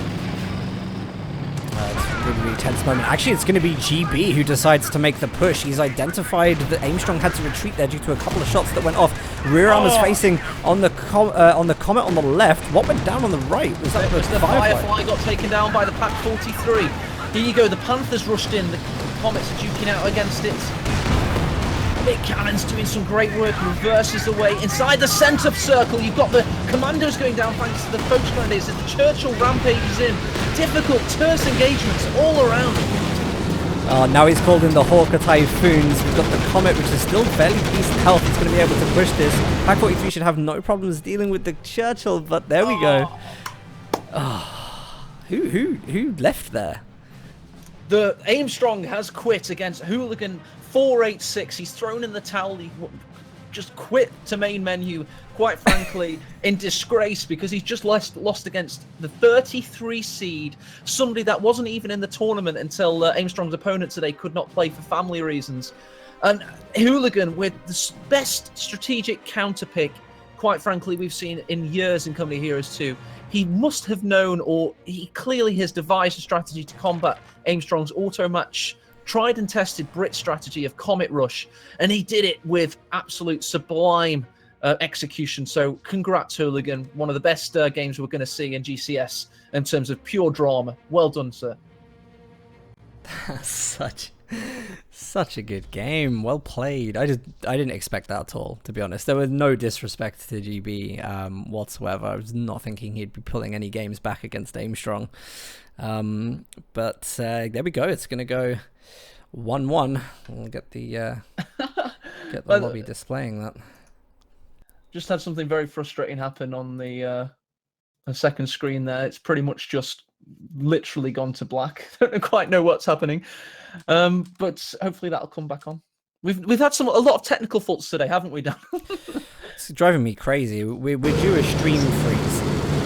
It's now happening to me. Can you actually see my camera, by the way, now? Because I think I can. Yeah. Could you go to possibly a second screen? I need to check my HDMI. Okay. Yeah, we can do that. We can go on a wait stream. And just. Right. I can see it. It's fine. Are you sure? Okay. No, I got it. Everyone just has to look at my mid-range for a moment. It's not the most pleasant of sights.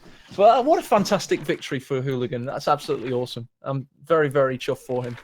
And he's just literally been nominated almost immediately for 2 prizes there. Best newcomer and best non-meta. Is Fortifications non-meta, Dan? Would you classify as that? I would, yeah. I actually would. Mainly Fortifications, to actually use something like the Pack 43, I think is very, very deserving. It's one of those commanders, the Pack 43, we used to see it. Do you remember like the IS2 patch? We had like IS2, and really the only counter you had available efficiently was the Pack 43. It was like really an austere thing at the time, wasn't it? And then developed on IKW. But I mean, to see it now, like when there's so many units, that Brits mortar or artillery, like to see it used so well, to see it calculated it was the right situation to use it. He had the idea in his head. Just to play that commander so well is fantastic. he's my number one for that selection at the moment, 100%. Oh, it's awesome! Yeah, awesome. To pick apart your opponent like that, and as I was saying about Aimstrong, he is somebody that shapes the meta. He devises strategies, but when he's clearly playing this strategy in auto match for everybody to see, and people always like watch out for these big name players when they come back into tournaments, want to see what they're up to, and there you go, showing the strength and the depth of the intelligent thinking the Come Heroes 2 community to pretty much counter him entirely in that game. So I think they messed up the battle I messed plan. that. We messed that up. Well, I was the referee for this game, and Hooligan forgot that he's not the referee for this game. So we basically entered the round 1 result simultaneously. Right. So Okay. I was hoping you wouldn't go to that, but it was meant to be. That's fine. I couldn't communicate that live on air, but there you go. So we'll just ignore that for now, to be honest. I messed up, and Bazar isn't online to undo what I messed up, so never mind. But of course, there you go, with a big victory there. I think it was 260, maybe 240 victory points for good old GB there against, obviously, Aimstrong's 460 in the first game.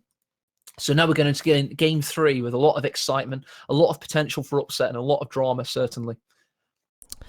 Certainly are. Whilst we're waiting for that game to start and for us to load in, I have opened up a raffle. So for the duration of this game, if you guys want to win a copy of Ashes of the Singularity, which has been provided by Stardock through General's Gentleman, then !raffle in the chat now. We'll be announcing the winner after this game.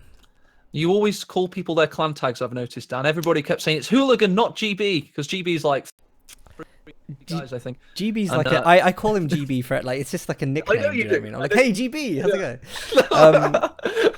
going? It's like calling people insane and stuff. It's funny. It's cute. I like it. It's not supposed to be cute. I'm gonna raffle for this. No, I shouldn't. What if I won? No, I'll do it anyway. That does happen. It's happened to me before. Has it really? Yeah. Oh yeah. Yeah.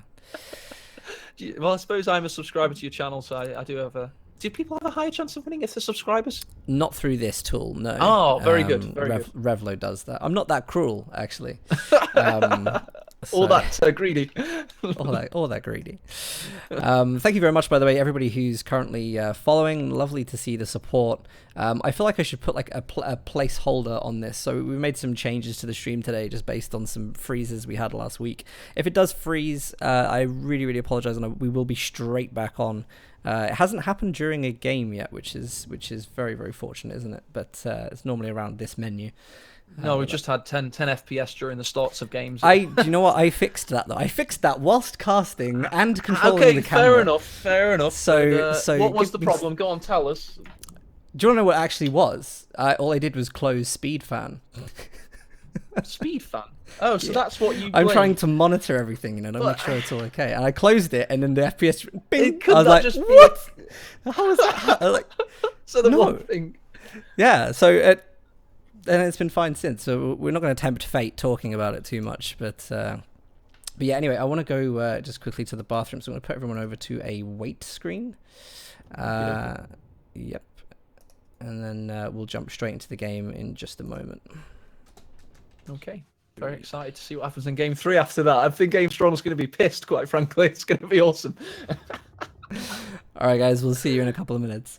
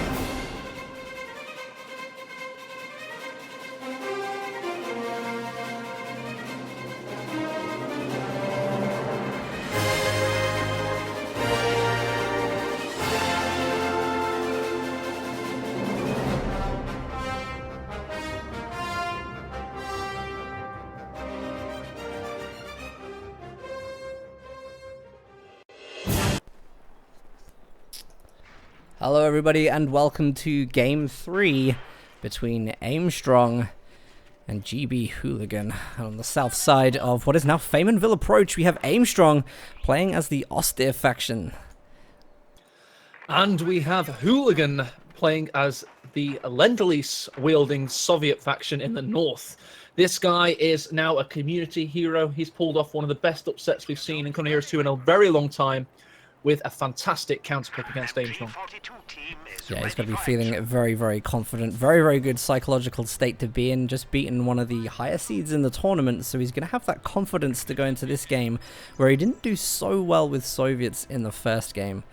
It's nice that he's gone in with a little bit of a pre-thought-out strategy with Lend-Lease here. We're going to be probably seeing the Dushkas. We've got tier 1 out again for the penal squads. Going to be an interesting one. This is Soviet meta. This is going to be a very fierce opponent for Aimstrong's Wehrmacht play. But I don't expect Aimstrong to be changing up his Wehrmacht play.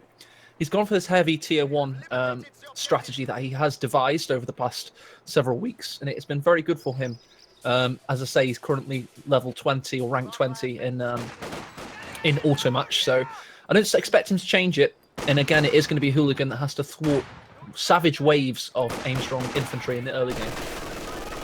I think GB obviously is going to know that, or at least he should make an educated guess that this swarm of grenadiers is going to be coming at him. So, you know, hopefully hopefully the Dishka is the right choice here. Last time, I said maybe guard motor would have been nice with the HM120 because it's something that doesn't really hamper your manpower. It's something that just kind of gives a lot of health damage, lets the penals do well.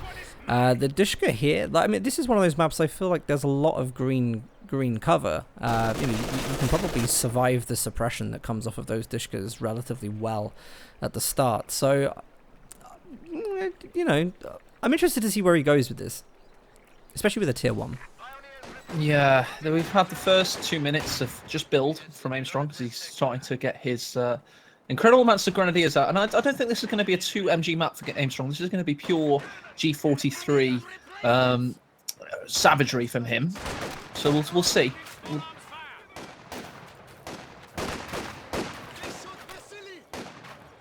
I mean, one of the big weaknesses, and this is what we saw in the last game actually as well, is, without building that conscript, he's got the 2 engineers, but, it's not like it's Von Ivan's 3 engineer build where you can get a lot of resources and strategic caps in straight away, take some good buildings. Like, he's slow to the field, and that's where Aimstrong is actually picking up with Austere way ahead of Hooligan, because there's just not enough presence at the start of the game. It's going to be very easy for Aimstrong to win a lot of these early engagements, deal the manpower damage that's going to stunt the entry to mid-game. All of that is coming, and I would honestly have thought that GB may have gone for something, maybe added a conscript into this build, something that he could use. Check out this satchel charge though on the house to the south, with the MG setting up. Oh, there you go. Great win in the early game from Hooligan. He's showing fierce tenacity in this matchup, it seems. He's done very well there to destroy the MG, and Aimstrong was too busy setting up. He couldn't get it out in time, and there you go. It's been thoroughly wiped. Aimstrong seems a little bit rattled, to be honest, because that's not... he knew the penal battalion was there. There's absolutely no doubt in my mind he knew that was there. He had a unit in the building. They were stood right next to it. Can he pick up the engineers? Look at this grenadier. It just got wiped by the penal battalion in the south. Oh, no. Oh, no. Look at this. 2 grenadiers, pioneers, 4 minutes into the game. Hang on, Dan. Why... no, it's fine. Sorry. I just had the paranoia casters get sometimes... You did check, didn't you? I didn't check, but I think you're just being too doubting of GB. I'm not being doubting. I'm just being very, very surprised by, I think everybody would be, of Aimstrong's sloppiness in losing those squads. It's pretty much unforgivable. I think that game has to have rattled him. I think that last game, that was a really difficult game for him. I think he realized his opponent probably has some worth. You say he doesn't really know GB. But Aimstrong, like he showed in that last game, he has an incredible ability to come back. So hopefully he just realizes, a couple of mistakes in the early game and puts a lot of focus on controlling. That's not Aimstrong, man. He's not about making mistakes in the early game. He's meant to be about based on his own hype. He's meant to be about savage perfection in the early game and just steamrolling his opponent for more precision and accuracy and just getting into advantageous positions. But we're not seeing that, and I would agree with you in your assessment. He looks rattled. I mean, this isn't even a different strategy than what we saw. I mean, we haven't seen that Dushka on the field yet. As far as Aimstrong is concerned, he does not know Lend-Lease has been picked. So there's no difference here. You know, he should know that he can get away with what he got away with before. The only difference is that he doesn't have the resources this time. Even when he's trying to get double fuel, GB is really, really hot on the ball, decapping fuel resource to the east. Again, Hooligan with great control of that central building. Grady is now going to try and duke it out. There you go, he jumps back in. This is good play from him. Constantly denying the central ground.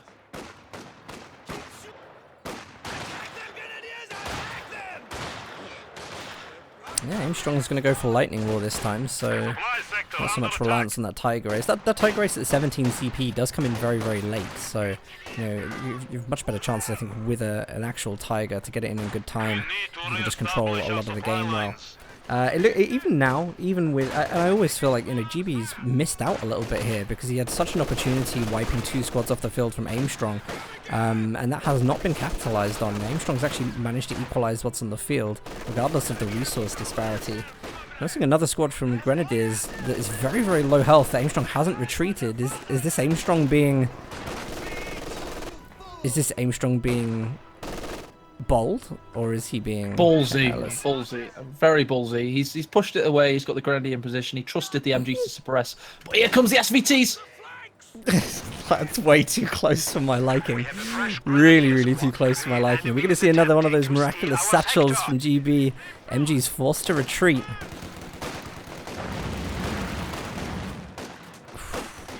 And we're now duking it out. Aimstrong's suffering for victory points.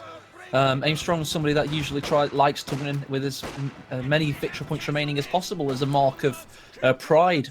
But here we go. Hooligan in Game 3 is clearly in the ascendancy and is riding high on a tide of morale. And rightly so. He's played excellently. And he's now, Dan, it's not even like a strategic counter pick he's currently succeeding in. It's better micro and better confidence. It is, and also I think he's got more resources to employ his strategies where Aimstrong is going to struggle there. Aimstrong doesn't have the resources to go full into the strategies we saw him dominate with in the first game. GB is going to take those. And look at this, even with the flanking, there's going to be a nice little flank here. GB spots it straight away. There's a counter flank, and it looks like Satchel Charge. Maybe going to go through the hedgerow onto the MG. Aimstrong very, very lucky. I think just about got away. Yeah, I think that was by accident as well, so very unfortunate GB's little plan didn't work there. But again, like that's a really, you know, a really cool idea to implement, you know, to bait out with a Dushka and then put that satchel charge there. And to see these things from GB is very, very promising for the outcome of this match. It really is. It's very promising indeed. I think GB is now what you would call a dark horse, if I've ever seen one. He's not now just playing as like a low-ranked auto match player that somehow got into the tournament through good placement matches, ended up with the 33 seed, so was first in line on the waiting list. He's now playing like one of those guys that goes into pool shark. He's playing as like a Company Heroes 2 shark, you know? Oh yeah, I've played a few games, you know, I'll have a go. And then all of a sudden he's bringing out the really great skills. So, wow, great work from him, and what a dark horse. I do say that there is an element to this that worries me, which is that, you know, Gaming Bro, whilst he's had like really, really good success and he's playing incredibly well right now in a very, very good position, he does not want to let that get to his head in any sense, because any kind of overextension, any kind of thing where he thinks, hey, you know, Aimstrong has been sloppy here, I think I have a chance to do something special, you know, could lose him the game. Aimstrong has very sneakily managed to get a telemine in on the middle VP. Didn't see that one actually go down. GB ghosts out of the building with the Dushka and hits this back in instantly thanks to the suppression that was on the Flamer at Pioneers. So this is a great engagement for him. He's very, very lucky to get the suppression on that so quick. And with a double pin, the Grenadiers now having to retreat away with the Pioneers. So that's 1 Dushka versus 3 infantry units, and the Dushka reigns supreme.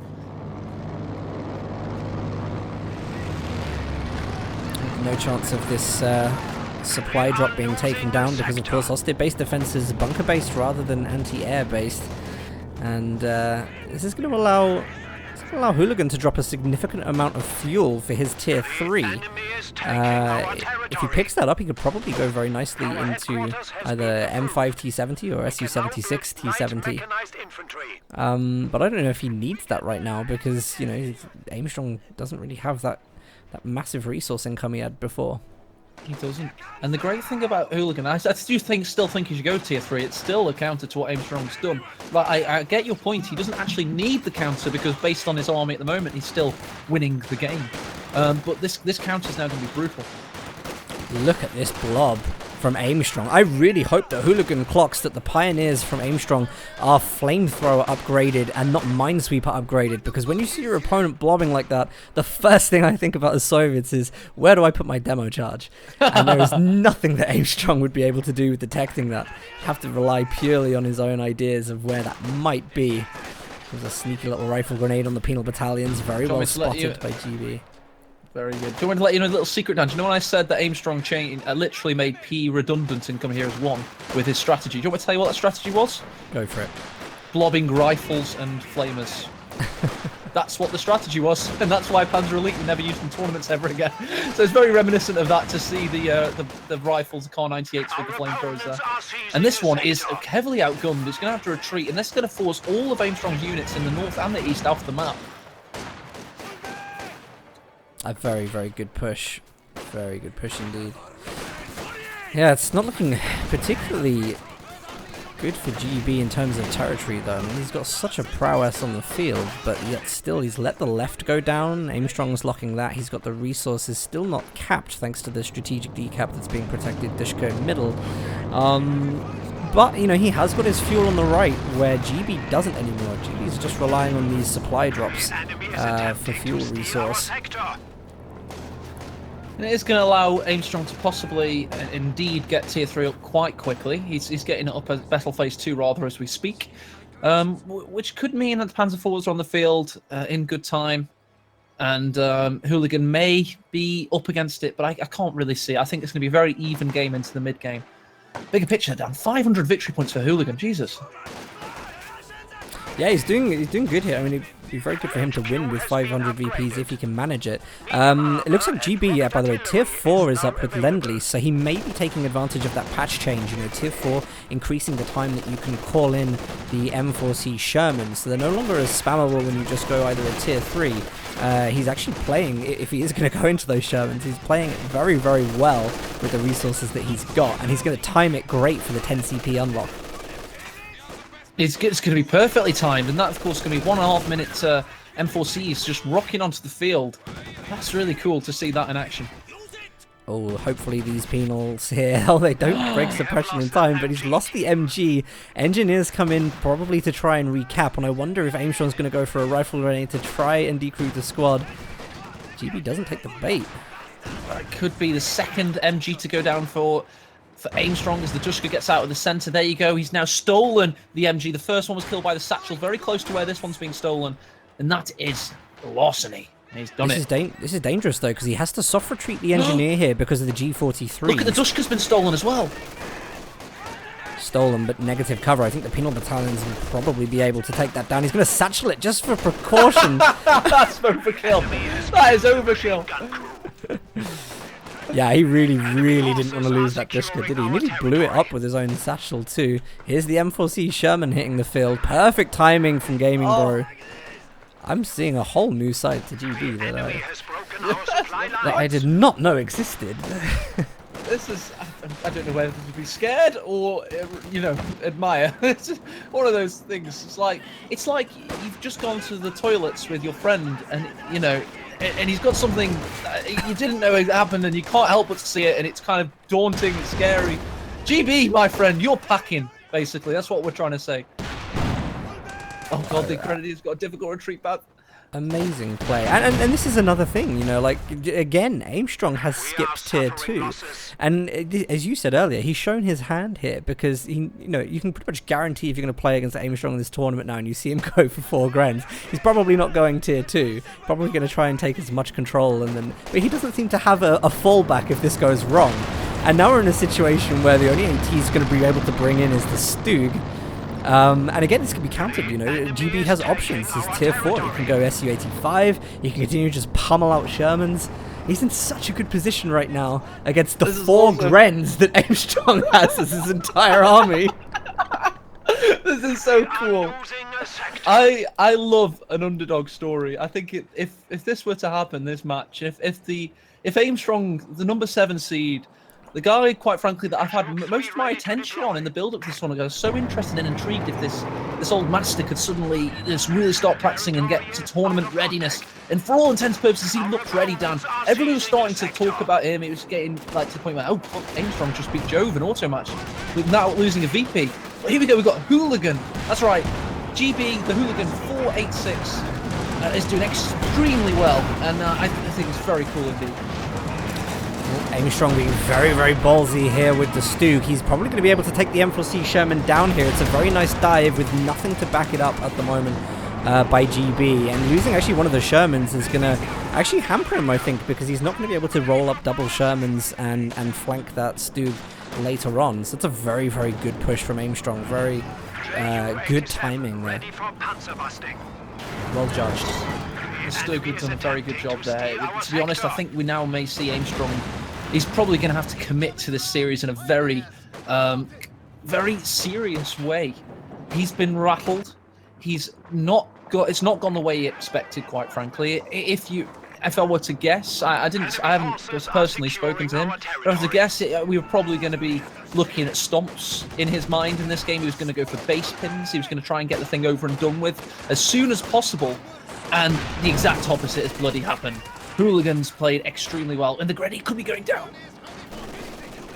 He's got a long retreat. There he goes, gets it. Nice little flank there on the retreat path with the Penal Battalion.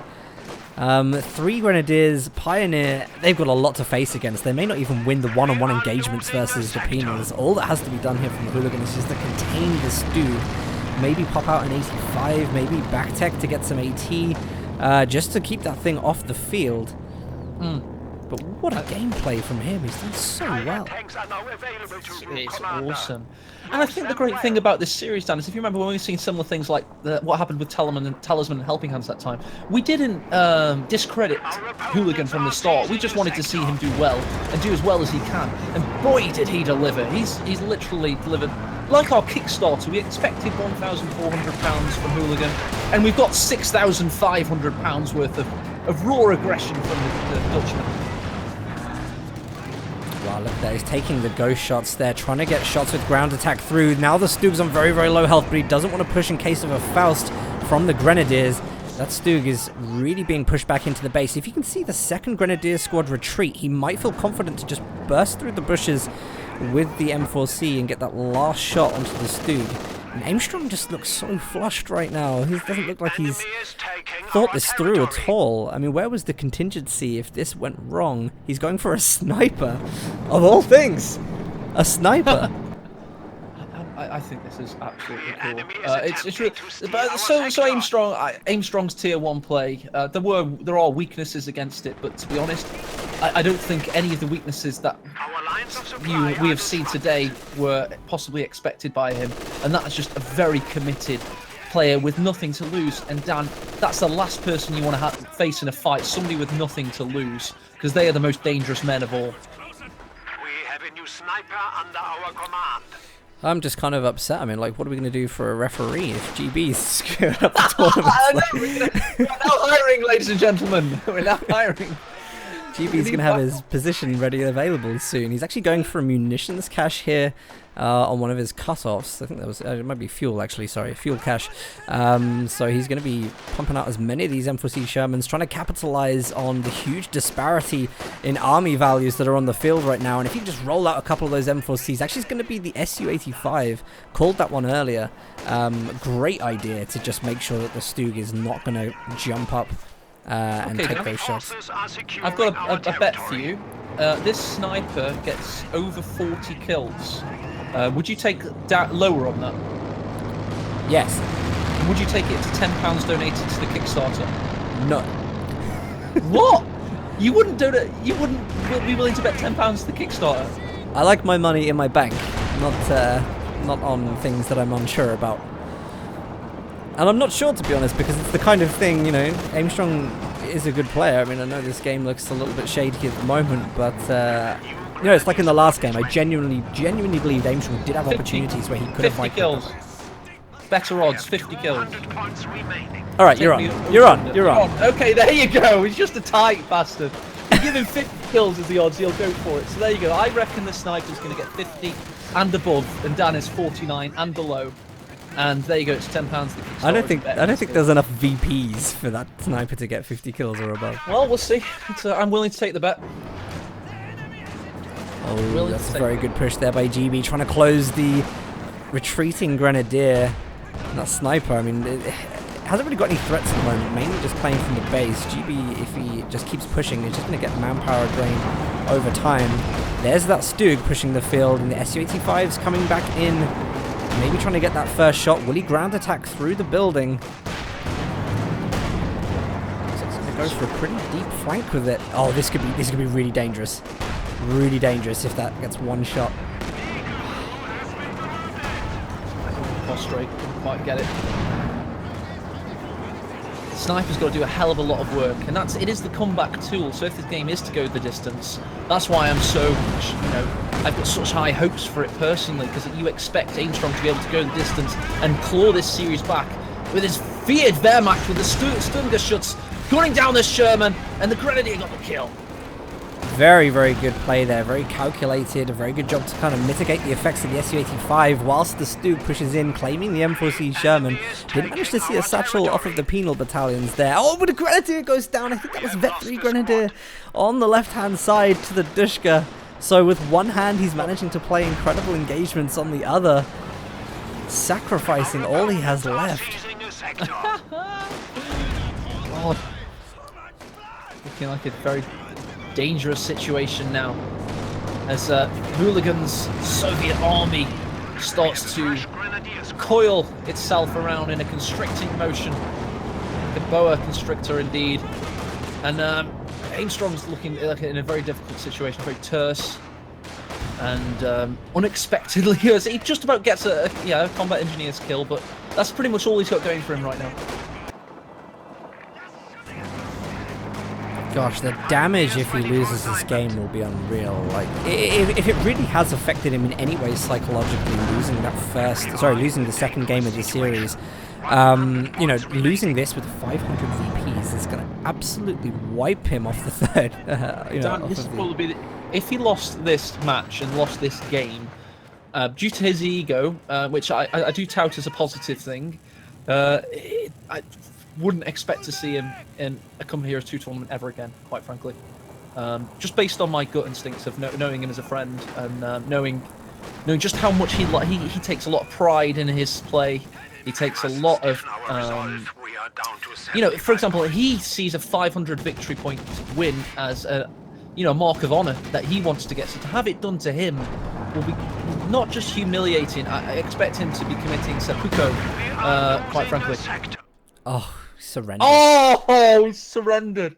Oh, that's Wehrmacht. Jesus Christ. 500 victory points. Oh, man. Jesus Christ, what an upset.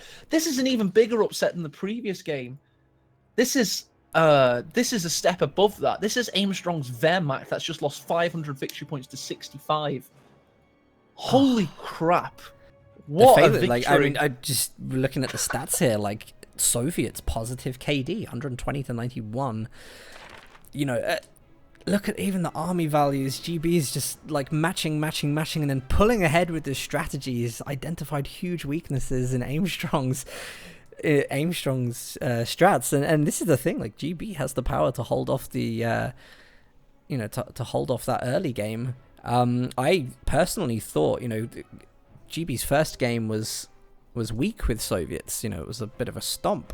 to win with them this time. He now goes into Axis, where we saw him play really well. So it's looking pretty good for Gaming Bro right now. For who's riding high so much, this is absolutely amazing for him. He's literally with the upset, the biggest upset in my quite frankly, I've ever seen in Heroes 2, especially on such a grand stage. I mean, we've seen Love Nest go out of Warpaint before. We've seen stuff like that, but never to a rank outsider of this nature. Let's go through it for you. GB was mathematically processed through Grand Championship Series, the seeding process. So his auto match ranks were in the top end of the 100s, like 80, 90. So, you know, I was like nudging him. If you want to play in this tournament, we're letting you play even though you're a referee. You're going to have to pick up your socks. And he's like, okay, I'll start practicing. And then he had to play placements. They didn't go quite as well as he wanted. He won a few games. He ended up as seed 33. Now, Aimstrong on the other side of the coin, quite frankly, when I first came into the scene, he was the guy. He was the man. He was the most feared player in Company Heroes 1 in 2011. He had entire strategies based around his play that everybody used. It was scary. He won the very first major in Company Heroes 2. He came second in OCF after 2 years off. And here he is, after 1.5 years off, having practiced damn hard and developed new strategies that were meant to be, in his mind, unbeatable, especially by a player like Hooligan. And to have them countered, and to have Hooligan then, quite frankly, out micro or rattled Aimstrong in Game 3 is one of the coolest stories, the most dramatic stories you're ever going to see in Company Heroes 2. This is why we're here, ladies and gentlemen. Yep, we wanted to pull another talisman out of this tournament, and I think we may end up doing that with GB. It's a really, really good game. I think they're probably taking a little bit... it looks like they've taken a break, actually, yeah, because the game has just become live at the moment.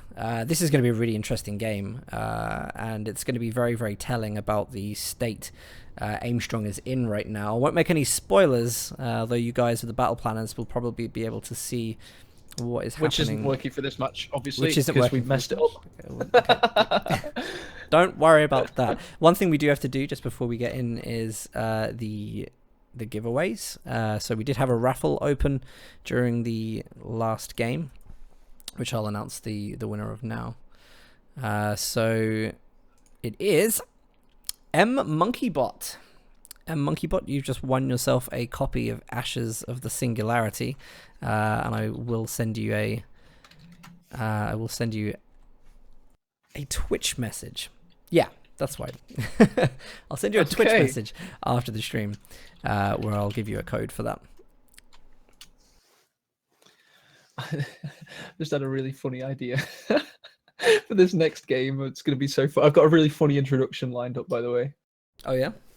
Going to get working on it now. Yeah, it's going to be really funny.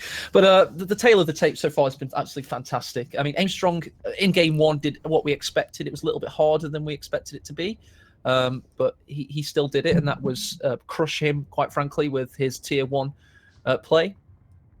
And then in Game 2, he was up against Hooligan's OKW, and he went for his Brit strategy that he's been using in Auto Match, which is Comet Rush. And what happened with that, Dan? The Comet Rush was immediately negated by the Pack 43. It was absolutely on a knife's edge, though. You cannot deny that any other kind of timing between him taking the Tier 4 down with the Comet, like even if the AT gun earlier on had managed to deal with that Tier 4 structure, there would not have been a chance for that Pack 43 to go up. It was a two-man Stern Pioneer squad building the thing. It was so susceptible to being damaged, not going up at all.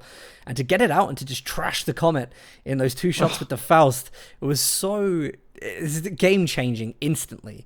And that's where we first saw Aimstrong not thinking on the ball. You know, no.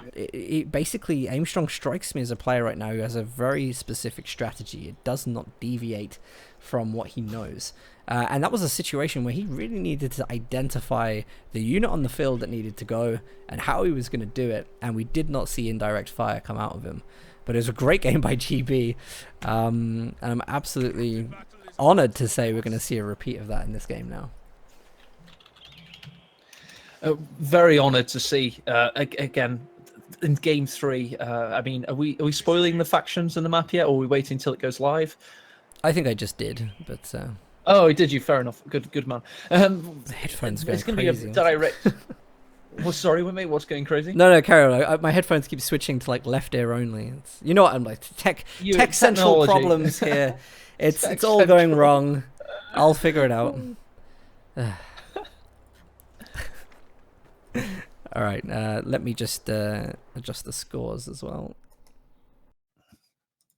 Don't want any mistakes on that. I can't believe I'm writing this. I can't believe I'm putting a 2 in this box. That's so cool, man. I did not prepare for this. Christ. I have to create new parts. We didn't even have a 2 for GB. Let's make a 2 for GB. We didn't expect him to get this far. We'll just take one of the 2s we had prepared for Aimstrong. There we go. We'll use that one instead. All right, here we go. Into our game 4 of this series. Completely unexpected, but it's going to be Gaming Bro, the Hooligan 486, playing as OKW from the south side of Faymanville Approach. That's right. And he's up against, we've got Game Replays Tournament number 12 winner. Back in 2011, Aimstrong, Sandland Invitational winner, Aimstrong, SNF winner, Aimstrong. We've got TFN World Championship winner, Aimstrong, OCF runner-up, Aimstrong. And he's up against the winner of this series so far, 2-1 up, Hooligan 486. That's right, your number 33 seed, a substitute, somebody that wasn't meant to be playing. He's jumped in, and boy, has he delivered. He's playing absolutely out of his skin. He's managed to hold off Aimstrong's early games on 2 occasions now, after pretty much bailing hard in the first game, has managed to find the faults in his opponent's strategy. And it's really now down to Aimstrong to show the good people watching that he is still the King Daddy. But right now it looks like GB might be after his tournament titles. Yes, I think... whatever happens now with the Hooligan, he's literally made himself a community legend. Not only for his tournament organisation, and which has been really great. In the second half of 2016, he pretty much held the community on his back. He's a 16-year-old guy from the Netherlands, and he's been very enthusiastic, very easy to work with as well, I must say, as a 27-year-old accountant from England. I've just found him very mature and very friendly and hardworking. And now to find him here, smashing, quite frankly, so far, a revered player such as Aimstrong is amazing. I keep going on about it, don't I, Dan? I suppose we should talk about the game a little bit now. The Stern Pioneers have been found out by this. What have you seen? Well, I was just laughing. I don't see how else we could not talk about this. It's absolutely, Right. It's absolutely huge. GB has such an incredible passion for this game. But let's have a look. GB, what is he doing on the right-hand side with the fuel there? He's not capping. Maybe is GB worried that his opponent is... well, what's he doing here? We can't see GB fall now. I know he's put an incredible amount of effort into 2 games, but he's... probably just listening to us on he's still got the stream up, just listening, because he's probably been listening to our commentary. Because you wouldn't you? You've just beaten Aimstrong, you want to see what chat's saying, you want to hear what commentary's saying, so he's probably maybe gone off to turn it off, I don't know. Those vote scrutineers, though, a little bit standing still there for a moment. That definitely isn't happening, by the way, for anyone watching. I guarantee GB is going to be very, very focused on the game at hand right now. I think, he's going to carry that confidence with him. He's definitely going to have that on his side. But he needs to just not let himself down here. He has a chance to make Company of Heroes 2 history. And he has to be very, very on form. He's still got a game to play with. If he wants to, he still has a game that he can lose and win the next game in the series. It would be a Game 5. But he played very well with OKW. I'm really hoping that we get to see that strong performance from him again. It was a strong performance, but it was based on a strategy.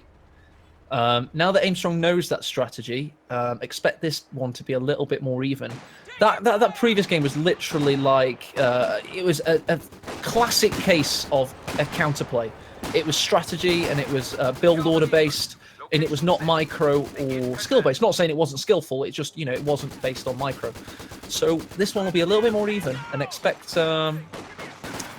possibly a different play from Hooligan, you would expect. I certainly hope so. And we'll just have a quick look at the early game. Aimstrong going with 4 Tommies this time, so he's going to have a little more a little more on the field to play with in terms of his capping, but he's also pushing a very, very important territory here, which basically means GB can't push too far up the map because the retreat path is going to be horrible. It's going to be horrible through the Vickers, it's going to be horrible through the Tommies. Those Tommies are going to have absolute staying power with 2 medical kit upgrades already on the field. So it's going to be a bit more of a lockdown game than what we saw actually with the double Vickers in the previous game of the series. Hooligans already getting the battlefield infirmary up for his battle group headquarters. He's going to be trying to rely on keeping his infantry healthy. But I'm not so sure that's going to help him, to be honest. Because I think Aimstrong, as I say, will always be looking to try and exploit weaknesses and go for a base pin. So you want to get as much manpower on the field against him as possible. Against players that are hyper-aggressive in my mind. It's an interesting... I mean... There's a lot going on with this match in terms of builds. I actually think there's probably more going on with the builds in this match than we see in a lot of the Company Heroes things, because, you know, does Aimstrong expect mechanized again? You know, is that what he's teching up for? Does he think, hey, GB's got a set strategy, I know what it is, I'm going to counter that? Is that going on? But GB's thrown in the curveball there, and I think he's playing the right thing for the map, if I'm totally honest with you. I think actually the ISG here is going to be very, very helpful. There's a lot of buildings to clear that dominate central positions that would be very, very nice for him to be able to clear with that unit. You know, and he's going for that lockdown again. He's going to go for the MG 34 with the ISG, and you know that's kind of, I think that counters really what Aimstrong has on the field. Now, does Aimstrong stick with what he has been using very successfully, by the way, against top level, like literal top level players, you know, such as Jove and Barton? Is he going to stick with his Comet Rush strategy? Is that what he's going to go for? He's seen it countered by Hooligan. But it's interesting. Do you stick or do you twist? You've been countered in one game. Do you expect your opponent to then double bluff? Do you then stick with what you've got based on that? It's just one of those things. I think really it comes down to Aimstrong here. But I think Gaming Bro isn't going to make any rushes. I think he's going to be perfectly happy to just sit back, rely on the fact he knows that he can now handle the micro, you know, against Aimstrong. He's comfortable in that knowledge. You know, Aimstrong's the one that's going to have to come up with the play here. It's not GB's game to say, hey, I have to make some huge performance. It's Aimstrong's responsibility, and I think GB's going to hold back and identify that, counter it. He's got a good selection of commanders for this kind of thing. And you know, he doesn't need to do anything else. He's going to have double ISGs against Brits. It's going to be a very difficult position for Aimstrong. I think double ISGs could be the story of this game. We have got a sniper coming out from Aimstrong, so he's going to be looking to do a lot of work. By the way, I meant sniper accumulative in the series with that previous bet down. I don't know if I did. There was an asterisk. No, come on. No, I obviously did. I mean, that game only had like 70 victories left. You didn't think I was on about that game, did you? Yes, I did actually. I did as well. I am not. Can't get out of that one, unfortunately. Yes, we've got the 2 ISGs coming off the field. I think this could be a big story. It's definitely going to make a difficult situation for the sniper. We haven't had that rush to AEC. Hopefully, I mean, it looks like Hooligans predicted this because, you know, there's no Raketten. We saw the Raketten come out in the previous game at this point. Don't know whether that was spawned by identification of engineers on the field, but we haven't seen that from him this time. He's playing very well to the map strength, and the sniper is going to have issues if it's constantly being pressured by ISGs. It really is. It's going to have to. It won't be able to keep firing, especially the Brit sniper. It's got a high, you know, low rate of fire rather, and it sometimes takes a while to fire. So if it's constantly having to dance, therefore the amount of manpower attrition it can yield won't be as high.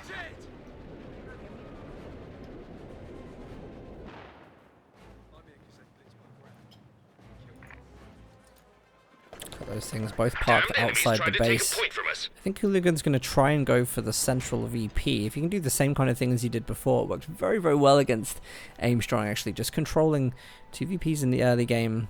And then when Aimstrong seemed to be mainly built up in one area. That's, you know, had a lot of his army in one place with the reinforcement glider in that previous game. So, you know, it might be good for him to just keep doing what he's doing, testing the outsides of the maps with a squad, just varying that from time to time, huge pressure in the middle, and that's how he gets the VP leads.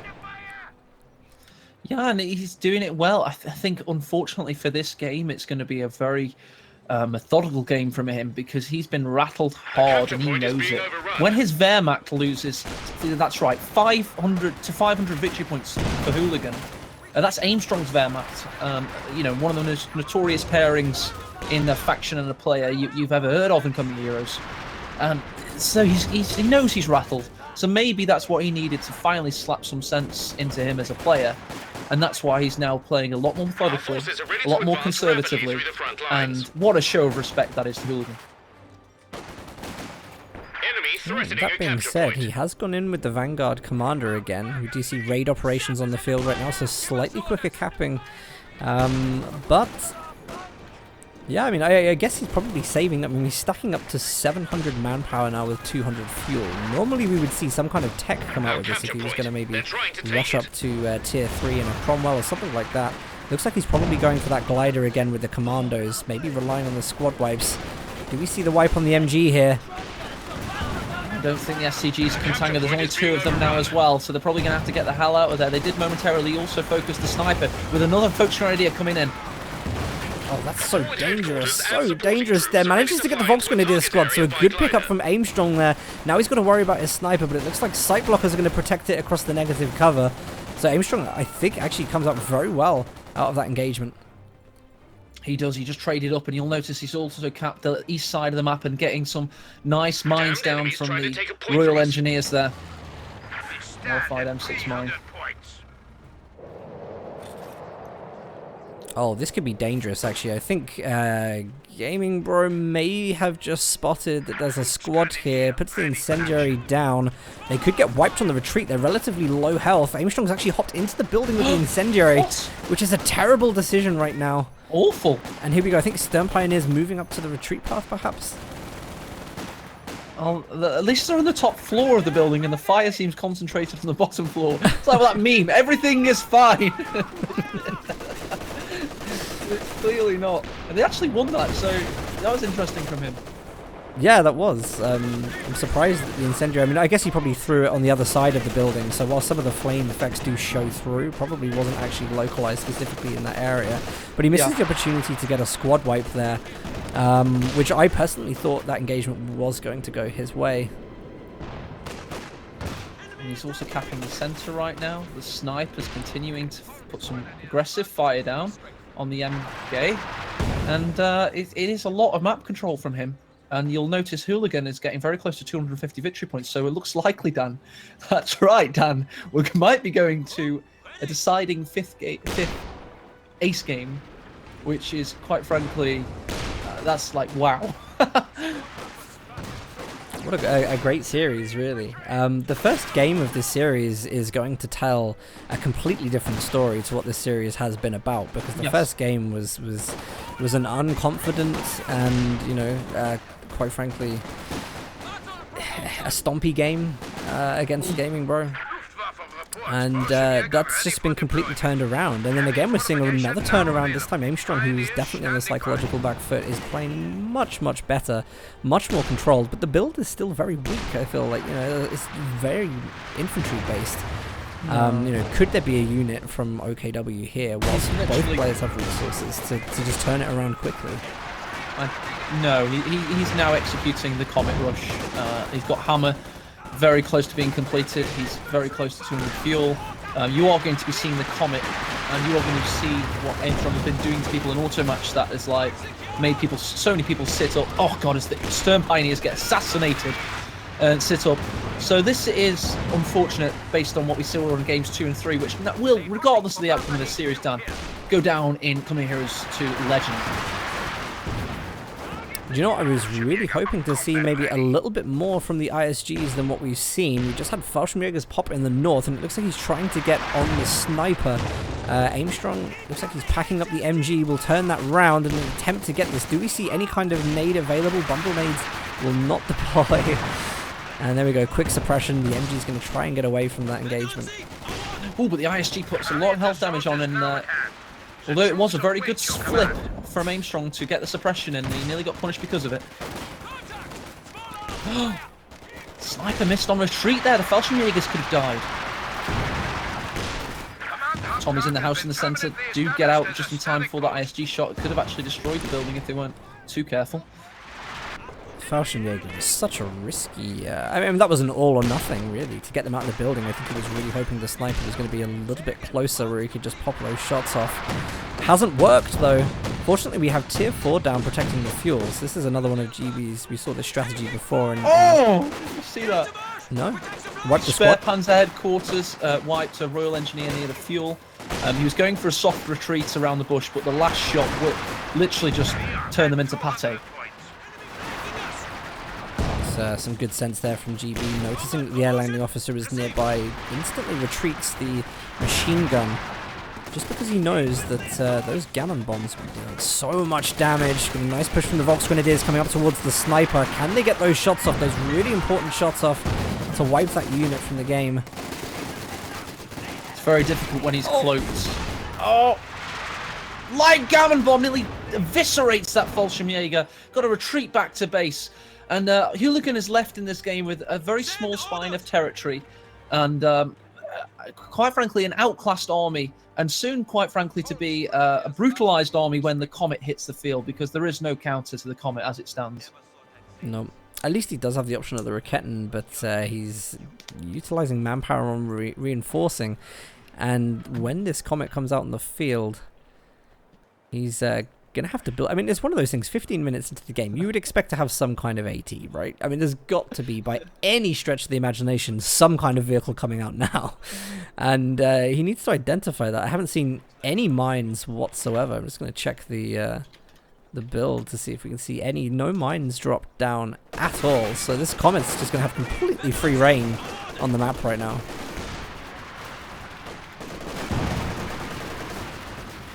Yes, absolutely. The central garrison nearly goes down. The ISG doing some great work there.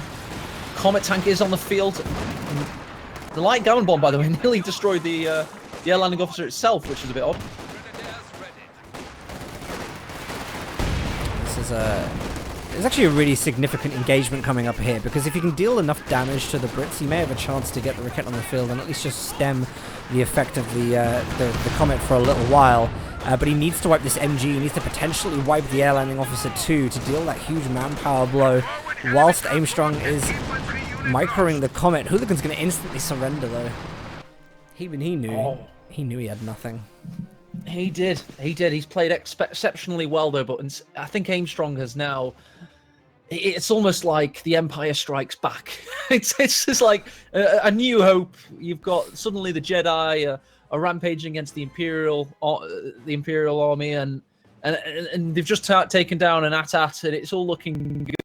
Darth Vader comes in, and he's like, force choking people, etc. The Star Wars analogy could have gone for quite a long time, but regardless, Dan, Ace Game hype has just entered the building. There's some serious Ace Game hype, and I don't know which way this can go. Aimstrong's already lost a game as Brits, won a game as Brits, and Hooligan has won a game as Soviets and OKW. So the next factions, we need to have a look, don't we? Because I believe... How is this going to work with the battle planner being in the condition? The battle's broken, but the actual battle planner is actually based on rules that existed before the battle planner. I know, it's crazy. What are those rules, AE? What's the next game going to be? The next game is going to be on Holodny Firma based on order of precedence. So 2 of the tournament favourite maps have currently been played. That's Feynmanville and Crossroads. So now left with Holodny Firma. And Aimstrong has pick based on his strong first game. So there you go. It's just about has pick. Hooligan is now up against it. So I don't know what the factions are. I just know we're looking at Holodny Firma with Aimstrong choosing his first faction. Just seen in the friends games list, Hans is currently training with Havoc, and Havoc's going to be playing in the next series, so they're clearly getting some training. And Jezelin, if you're watching, nice. There's a observer mode you could get into very quickly. No, Dan, you've got some good intel time, Jezelin. No, if you're here. That's terrible. Please don't say that. You know, like that's when we were in Sweden, and Hans is on Company of Heroes too. Just checking out all of the observer stuff. What's this guy doing? Hans sits there and analyzes it, which is really cool. So yeah, it looks like we're going to wait for the game 5 of this series. Let me just update the scores here as well so you guys can all see. Hype! 2 games for Aimstrong, 2 games for Come Gaming on. Bro This is Hooligan.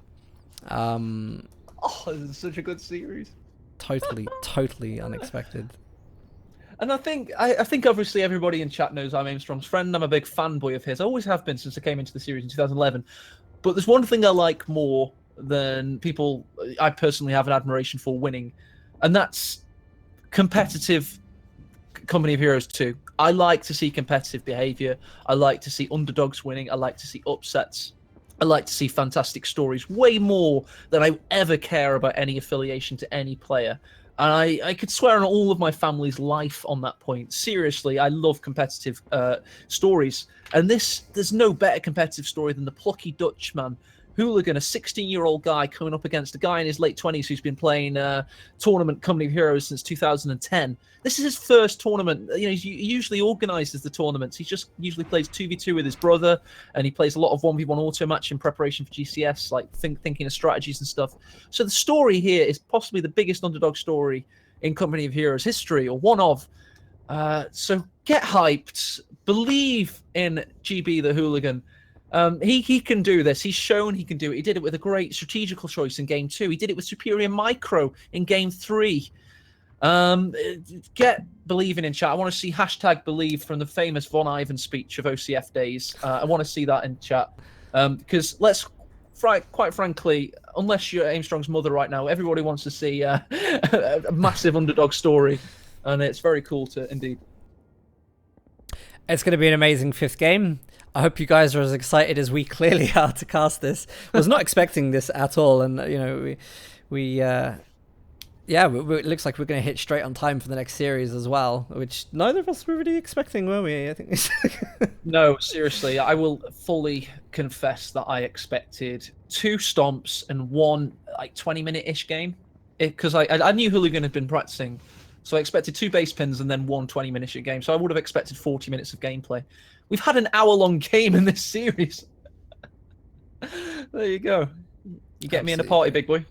I certainly am, yes. I'm going to put over to a wait screen. I might change these headphones because it's just... Suddenly it's like Killing 2 headphones and it's like one. I just keep adjusting them. It's driving me nuts. So... yeah, okay, we'll go over to a wait screen. We're still waiting for the game to show. Oh, no, it showed up.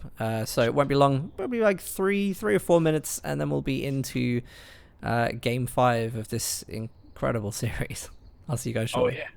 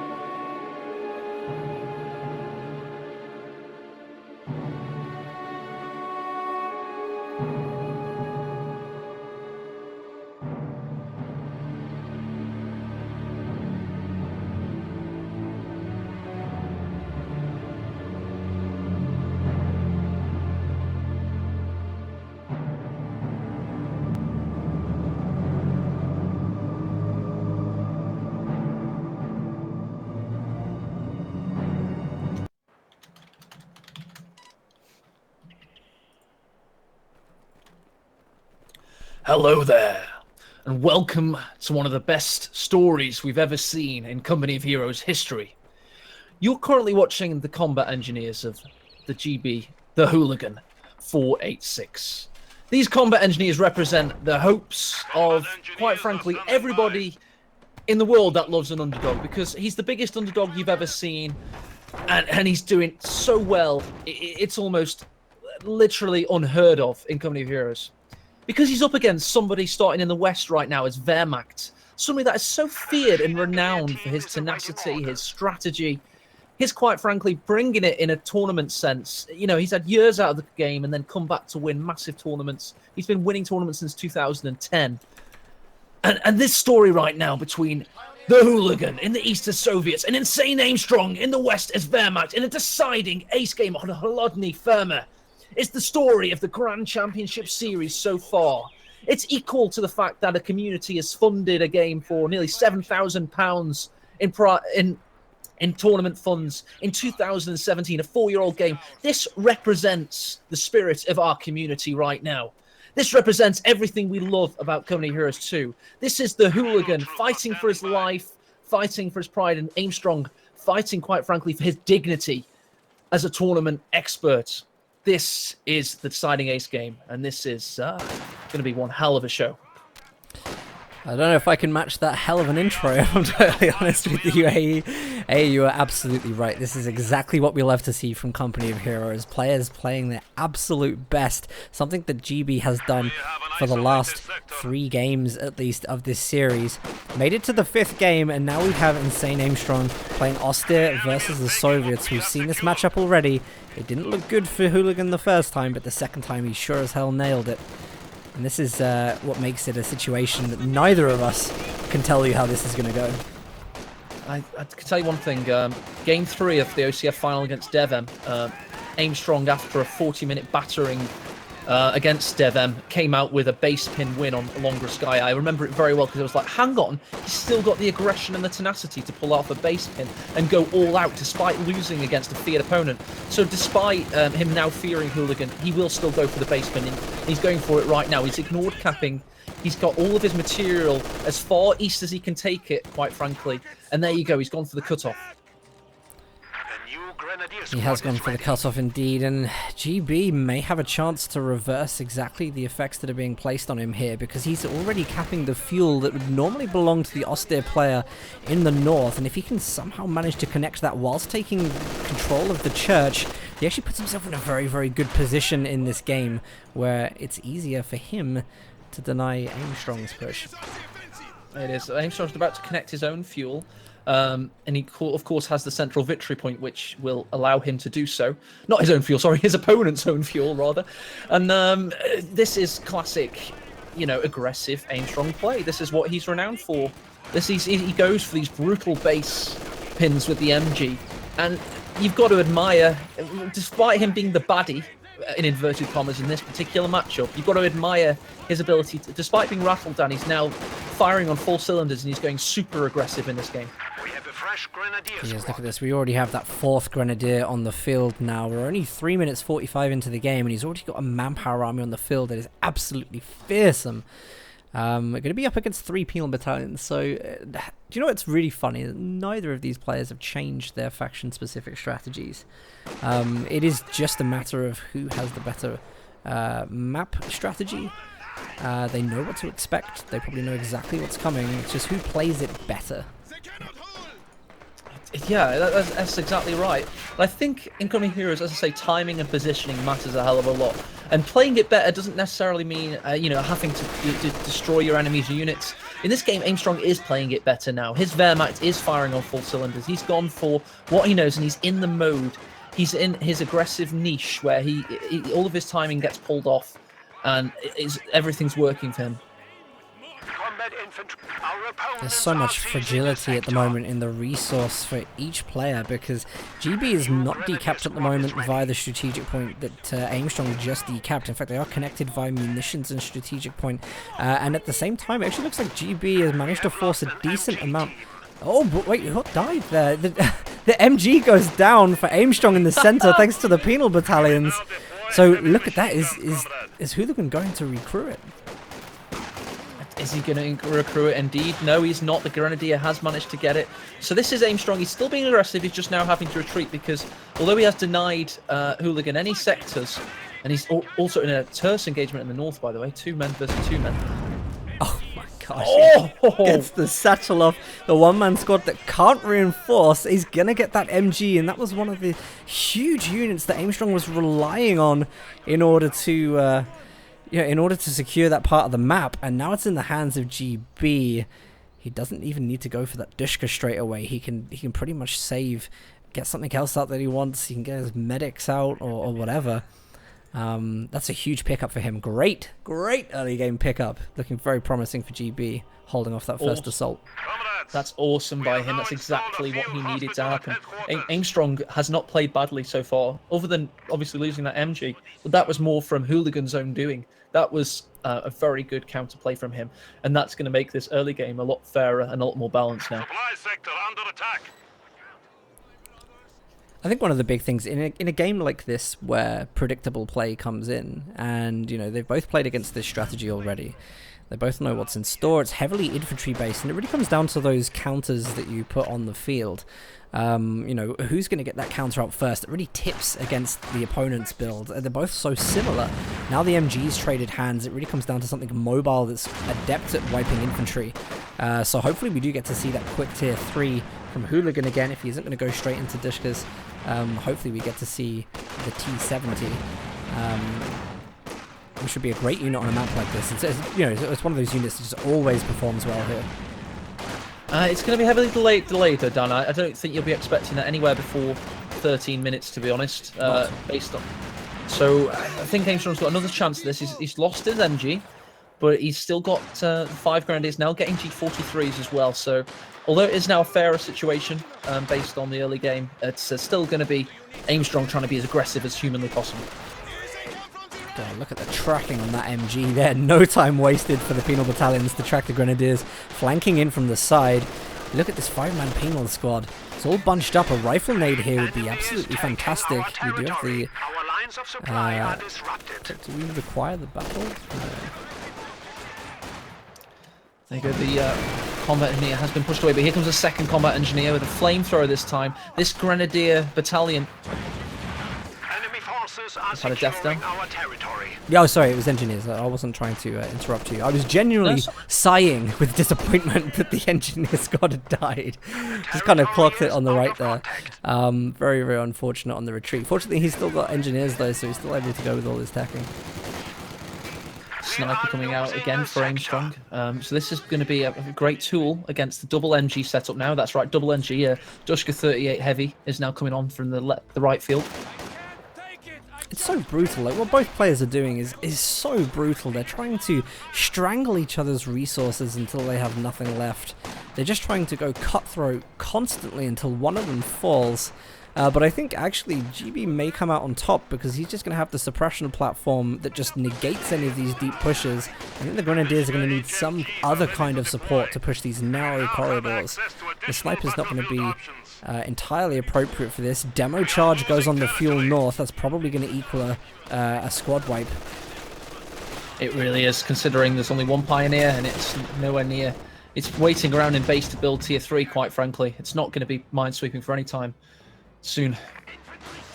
Oh, here it goes. Grenadiers are trying to cap the fuel point. It looks like Aimstrong's going to walk right on top of it. GB should know that. Blows the demo. There's the squad wipes. These are so important right now. We could see a little mistake here by the placement of this stolen MG42. Does not want to take a rifle nade whilst those squads clump up together. So that demo for 90 munitions was worth 240 manpower and 45 munitions of his enemy. Very good trade there. God, it's just hit me that we could potentially lose one of the top seeds in this tournament to one of our referees. Like that's awesome. That's awesome, man.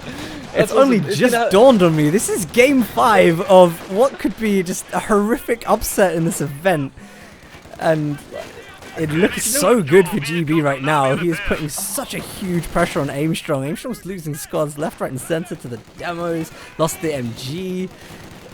He's got to come up with something really fast. GB is looking solid.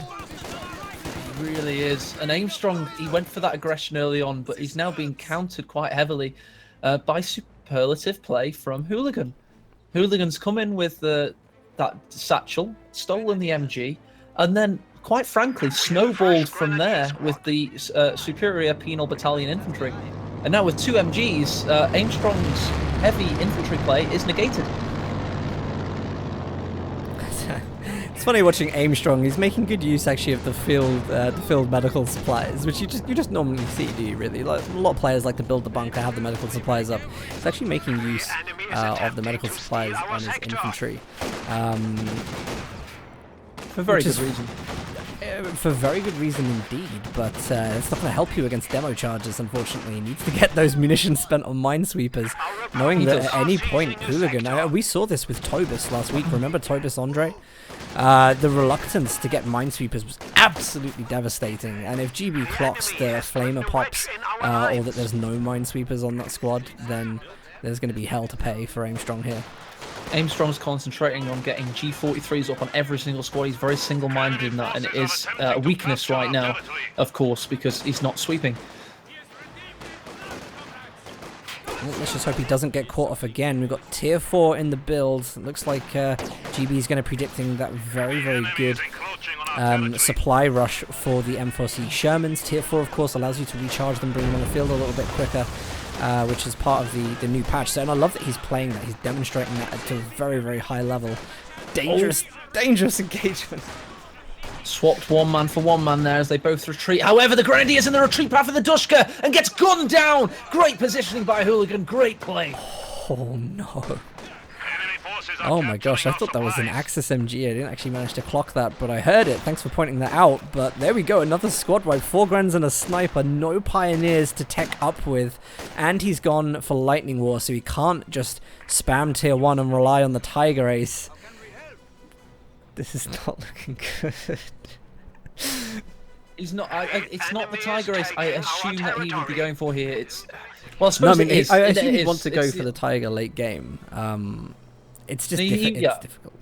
When he goes elite troops, it's genuinely to get the Panzer Tactician smoke on his tier 3, along with the G43s.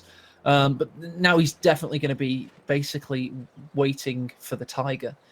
And it reminds me of another fallen hero of mine, Love Nest in ESL. When Love Nest is reduced to waiting for the Tiger, you know he's having a bad game. And we're now seeing Aimstrong in that position. He's waiting for the Tiger. I think one of the positive things is that, he can still... the Tiger should come out relatively early. If he's not spending any fuel on it, a heavy tier 1, especially with what he's lost as well, the CPs are going to be trickling up very, very quickly. So it can come on the field quite early. He could micro it well. There's a hell of a lot of VPs still on the table. But again, look, huge overextensions. He's now got to retreat a Grenadier squad from the right all the way through what is 2 squads of penal battalions. There's a Dushka covering the retreat. Flamethrowers there, so it's going to take all the health down off this unit. There we go. Dushka straight away pops it. How many of these can Aimstrong lose? Not many more. And the Dushka was, again, this time fortuitously positioned to pick off another squad on retreat. And Aimstrong's been brutalized by that Dushka. It's literally the bane of his life at the moment. There's no counter for it whatsoever. It's he's almost given it to Hooligan at this stage because there's just such a reluctance to play mortar, or the sniper can't really do work against the penals without that huge structure of Grenadiers that we saw. They're not able to field, they're not able to get enough munitions to keep their health up. Like, that's how bad the situation is. Because he's not getting health automatically from the medical structure on the bunker. He can't afford, realistically, to put G43s in and keep his squads at full health. So this strategy has just fallen flat on its ass. And I don't know where he's going to be able to make a ground to push back from this now. Keep in mind his victory points, 457. Keep in mind he has the sniper, a notorious comeback tool, and of course the Panzer is now in the build. It isn't beyond the realm of possibility for him to still win this match, in my opinion. It's so risky. It's so risky. Well, I think the Panzer IV is going to come out with the M4C Sherman. Where is, it doesn't make sense to me. I would have thought actually going for the Tiger would be the better squad wiper, the better thing to deal with the Sherman. Out of contact. If he loses this Panzer IV, it's GG. Could be. I think he's going to play a little bit cautiously with it though, and there aren't any inherent tools to destroy it at the moment until, of course, the M4C Sherman rocks up. But so he'll have a limited window of opportunity, and hopefully for him, he'll be able to exploit that. Here's the M4C Sherman coming in from the blue corner, and on the red, it's the Panzer IV right at the same time. Oh, it's there's something's going to happen in this game that's going to be absolutely magical. And on the south, are we going to see a decap from Aimstrong? Is he going to try and flank the penal battalions here? Gaming Bro's got a very good arc on that MG right now. That's right, everybody. If you're in England and you're waiting for the big boxing heavyweight title bout tonight, you don't have to wait anywhere longer, because we've got an absolute slugfest with Hooligan demolishing those grenadiers. But here we go, the two medium tanks have met each other. Panzer IV with line of sight advantage with an attack round, and then a Faust from the grenadiers. He needs to push this advantage. Very, very good Faust there from those grenadiers. Look at this ground attacking through the hedgerow as well. He's probably tracking the noise profile right now to see where he can take that shot. There is nothing else to defend that M4C. It's a huge hole in Hooligan's forces that we've seen every single game, is that there's never any AT to defend these Shermans. There's no mines. He's rushing in, rear armor facing. Panzer IV misses. Needs to get in there. Needs to get this to work. Here come the penal battalions looking for that throw satchel charge targeted. Second shot goes in, hits this time. The Sherman looks likely to be destroyed. Oh, if he could have got that sticky satchel off, he may have had some kind of chance of destroying the Panzer IV. It was very, very lucky to get away from there. This is tense. That is very tense. Yeah, I'm kind of glad that he did get that engagement, because it's one of the few things that's keeping him alive in this game right now. Is going to be able to do that. Fortunately, he's got the Pioneers to repair, so he's. Oh, that was bad play by Hooligan. He just walked into a meat mincer with, quite frankly, a sausage, and got what he should have gotten there. For players that are new to Coming Heroes, you're seeing a high-level game here between Aimstrong and Hooligan. You're seeing stuff like attack, grounding through the hedge, little tips like that. If you've got any questions, ask away in chat. We've got lots of experts ready to answer your call. So, but what a story we're watching in this game, Darren. It's absolutely huge. So many other players in this community. I mean, bear in mind, for the seed that Gaming Bro is at, you have players who are top seed who are fearing Aimstrong. They don't want to come up in their match against Aimstrong, and they're going to be thinking like, thanks Gaming Bro. Like, I really want you to do this. Okay, yeah. Oh my gosh. Well, I watched Lovenest lose to Aimstrong on stream, but when I watched Lovenest get Aimstrong in auto match, I noticed the German's mannerisms changed significantly. He didn't look scared, but he sat up in his seat and he looked annoyed to have gotten him on USF, which is his weaker faction. So that is what Aimstrong does to the top level players. So I think, I'll say it again, what have you seen?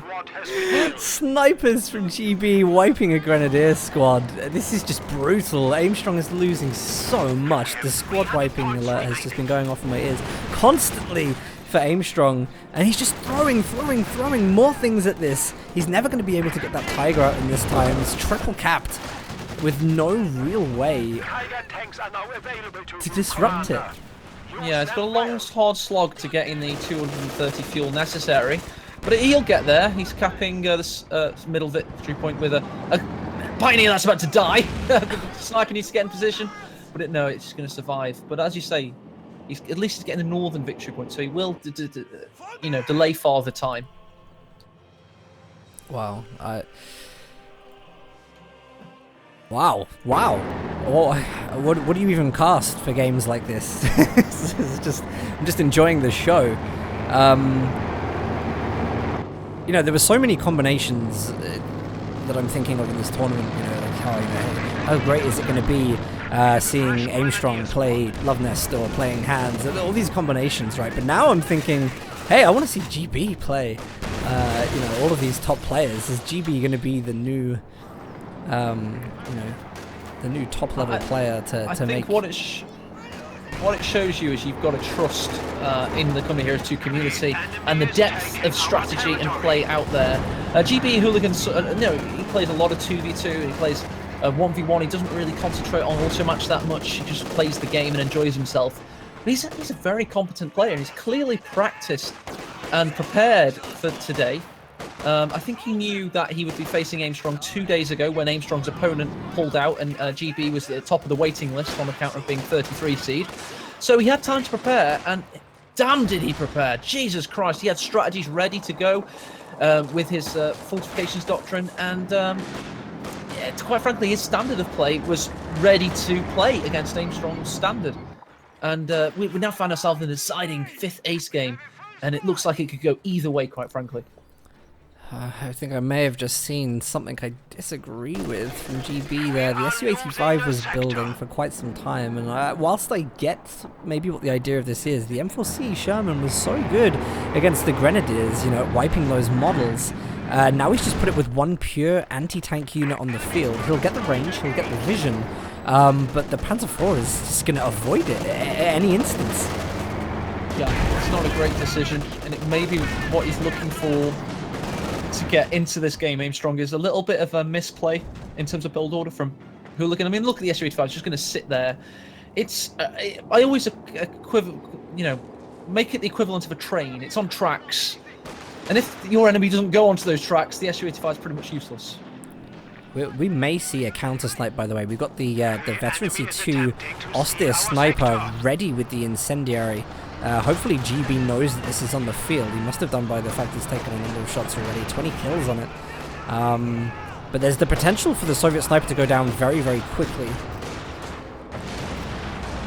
All that has to happen is for GB to put 1 foot out of place. 1 foot out of place, indeed, and then Aimstrong will be back again. It's like you just got. It seems like he's like the unstoppable Terminator in this game, and Hooligan. Here it is. Here it is. Watch the sniper. Watch the Soviet sniper right now. Does he have the vision for it? There's the first shot. Does he get the incendiary round for the second? He does. Snipers are down. Beautiful play from Aimstrong there. But he's going to lose his own sniper. No, the sniper gets taken out by the SVTs on retreat there, by the penal battalion. So although he got the Love Nest-esque double tap ability off, you got Hooligan straight back at him. What a game. Oh my god. That looked, you couldn't ask for a better situation for the austere sniper. Penal battalions just came in, closed the deal, and it looks as though GB might be able to get another triple cap.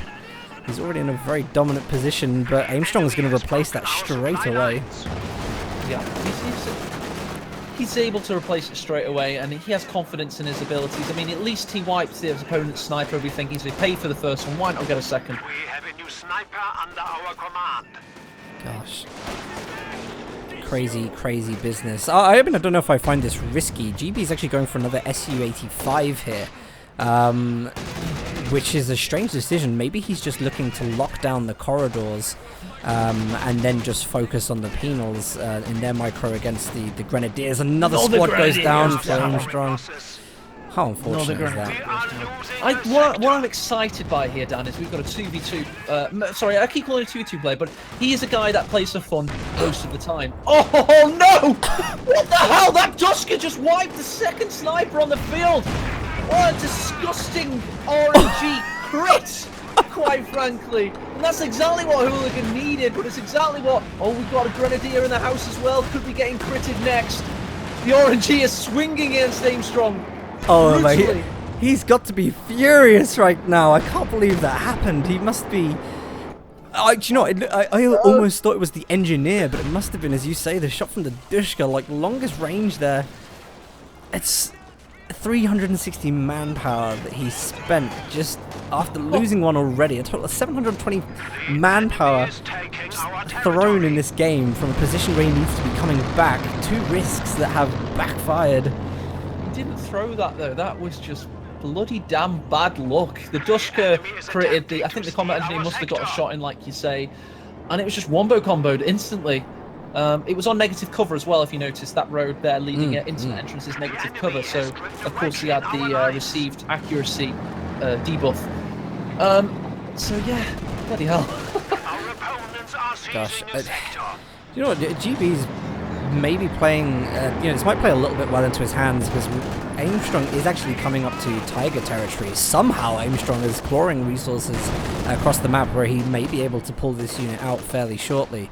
But when that happens, SU-85 is going to be well on call. In fact, 2 SU-85s here. He's going to be able to get the M4C Sherman out soon, and that's going to be a force to be reckoned with once all of that is on the field. I think Hooligan's game sense has been fantastic here. He lost the first M4C Sherman and knows he's lost critical mass with the medium tanks. So instead he goes for a tank destroyer heavy build to counter the fact that he is down in the fuel economy.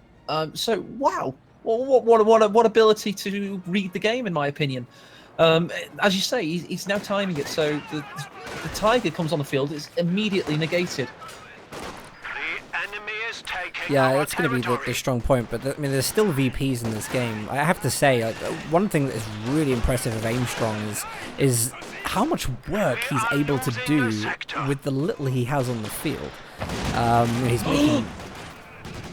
Oh, that Penal Battalion got critted just as about to get behind the sight blocker there, and that is brutal from those Grenadiers.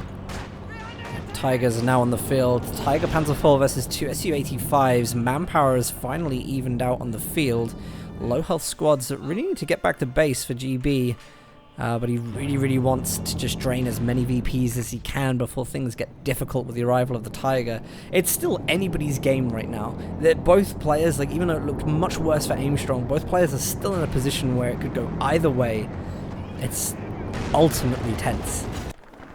Here you go, the 60-ton Panzerkampfwagen 6 is on the field in nice and shining white armour for Aimstrong as he's counting on this thing, counting on it to gain veterancy. But another thing that's great at gaining veterancy, the Su-85.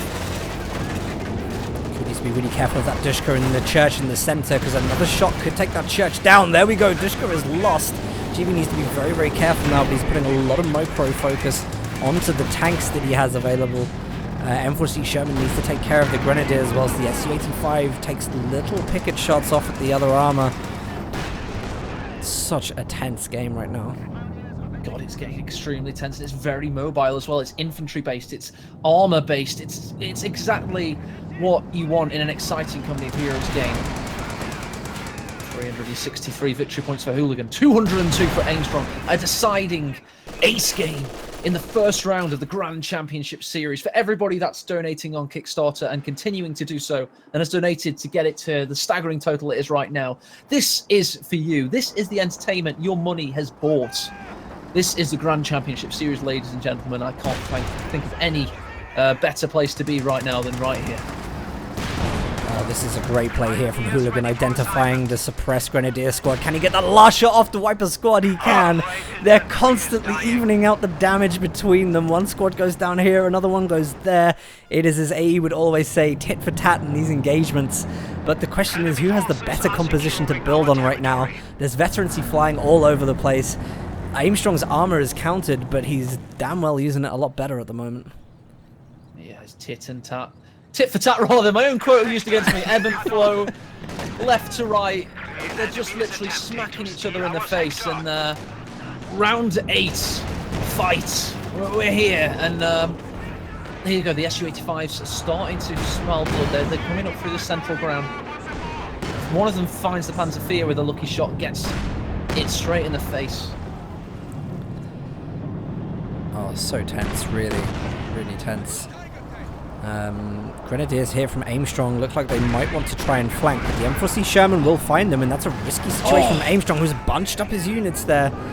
The Su-85s are an absolute powerhouse in the centre, and Aimstrong needs to try and dislodge those so that he can get better manoeuvrability out of the Tiger. If they camp that point, they're going to be able to stop the Tiger from progressing both north and through the centre, which is a very dangerous position for him to be in.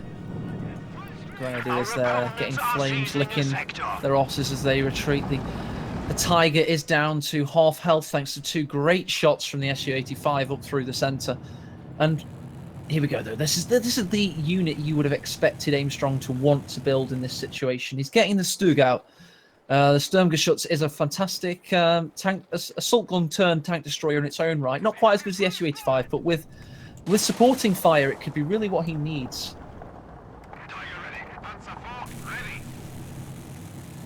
Note, he's not rebuilt his third sniper. He's clearly had enough of snipers for one day.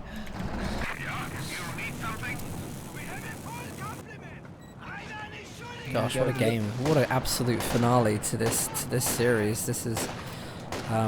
there's so much going on here, really. I mean, we still don't have any kind of medical supplies. He's still using his munitions to heal his troops at the moment, which I think actually makes him a little bit quicker onto the field, in fairness. One of these units, I mean, if the Stug and the Tiger can go in and take shots from the Su-85, there's a chance that the Panzer IV can deal some pretty hefty damage to the fixed turrets, you know, like flank around, use the fixed turrets to his advantage, maybe dislodge the Su-85s. I think there's definitely chances of this happening. I just don't want him to rush it prematurely because he's got VPs to play with still. What a armoured confrontation on Kolodny Firma we've got across the centre. We've got the Tiger, we've got the Stug, got the Panzer IV against 2 Su-85s and a borrowed Sherman from the Lend-Lease Doctrine. This is going to be very interesting indeed.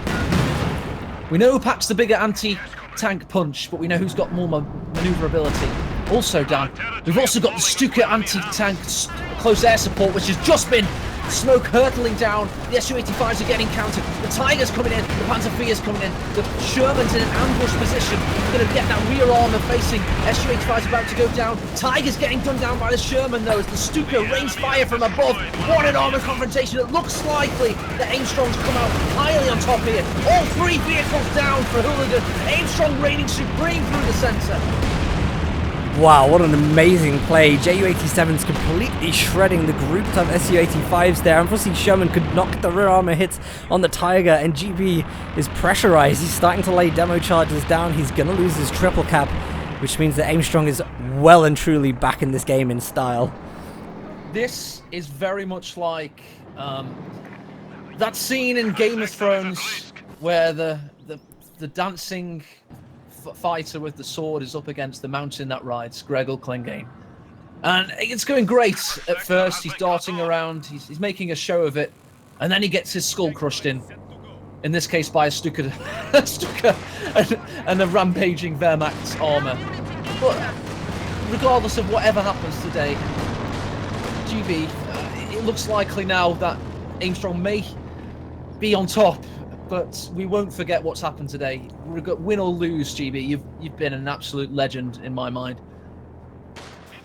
Don't count him out of it just yet because he has VPs to play with. His resources may be down, but of course he is supply dropping fuel into the base right now, which engineers are going back to cap. Su-85 is about to be on the field, and if he saves up the resources, he could possibly get... oh, look at this. If he baits the G43s into this demo charge, look at him. He's running away a little bit. Does Aimstrong take the bait? Oh, we got to watch this. We got to watch this very carefully because if those G43 step out of line, here's the tempt. He's trying to tempt it. Aimstrong's running around. I think he knows that that's going to be there.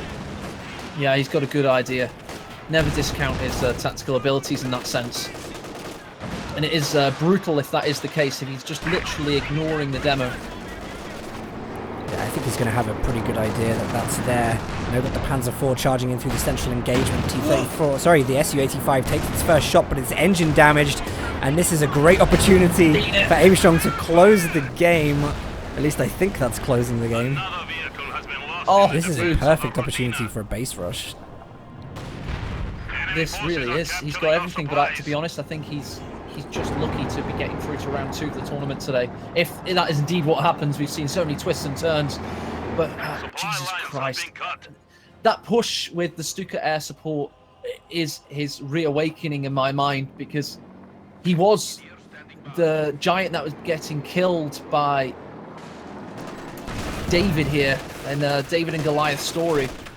And it looks like the giant's reawoken, which is a sorry sight for GB to see.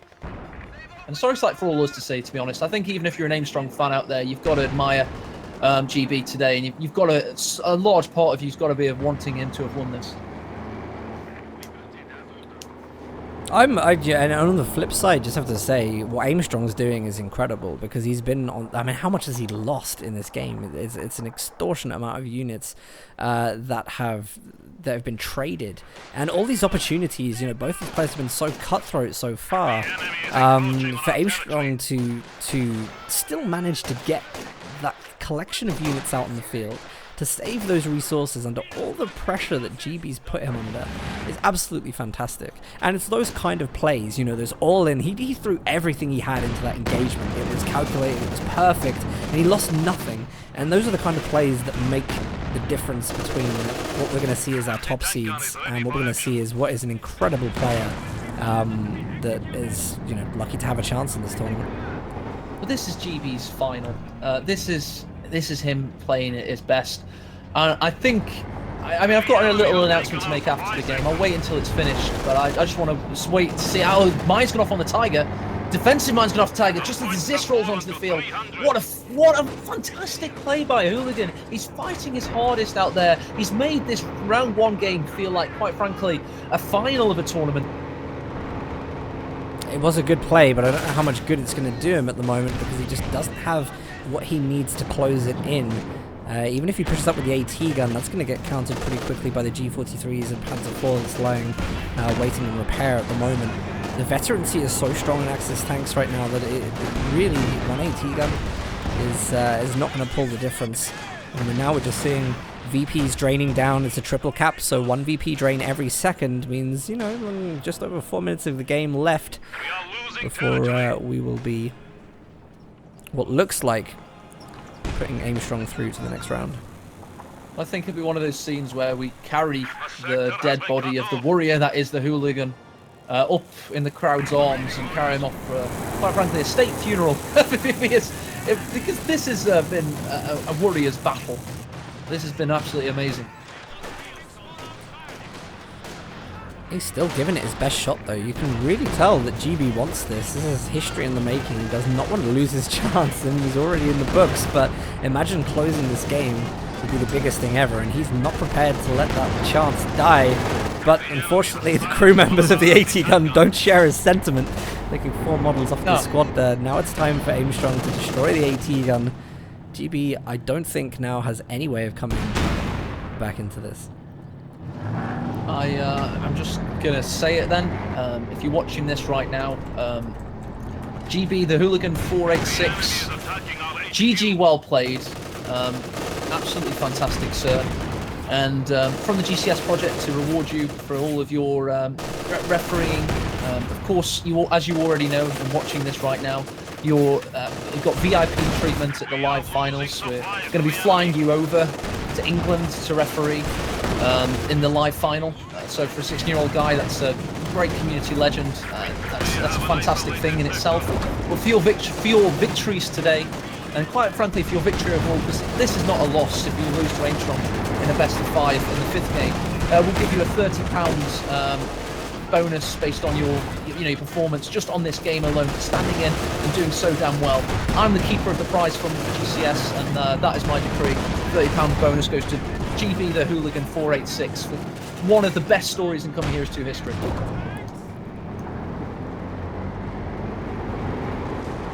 Well, I think we can just pretty much sit back now and enjoy the march of the German forces as they steamroll into the base of Hooligan. This is exactly what Aimstrong has been looking to do for every game in this series, and he left it right to the last minute to show that he still can. GG, Aimstrong, winner of this series. God.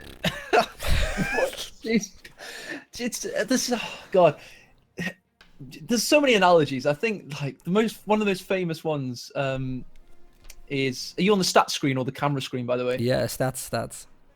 Oh, okay. I'll wait then. I can go onto the camera screen for you.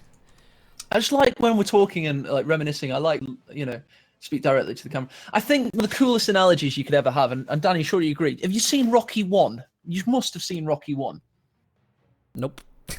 What? Right, everybody's seen Rocky 1, of course. It's one of the most famous films of all time, Oscar-winning film.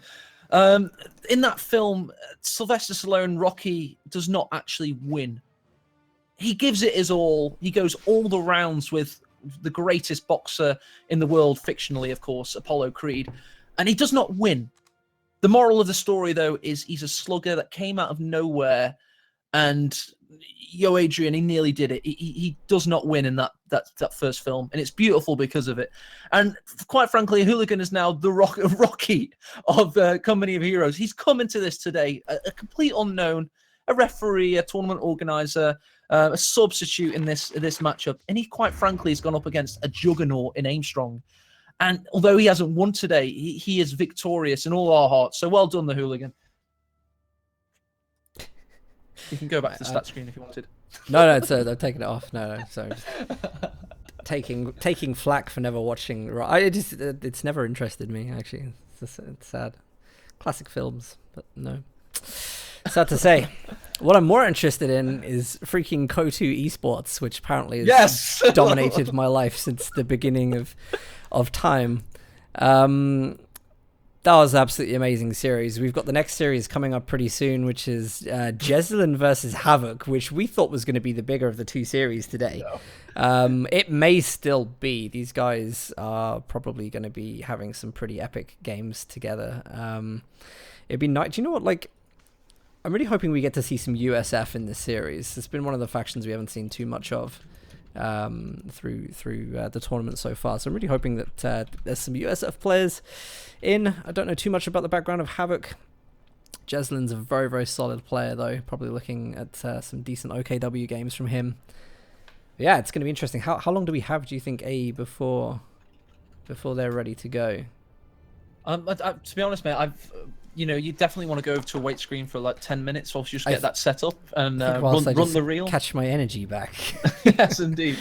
To be honest, which is fine. Let me just.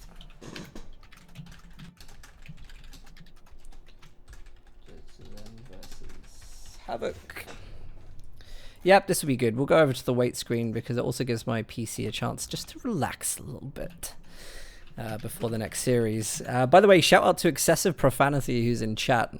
Excessive Profanity's been watching like all the games. It's really cool to have you here, man. Yeah. Thank you very much for the host. I mean, it actually means a lot to me that you enjoy this because obviously we met when EXP came into Company of Heroes, and I know he enjoyed the game. It's a beautiful game, and I hope you can really see that come through in this tournament.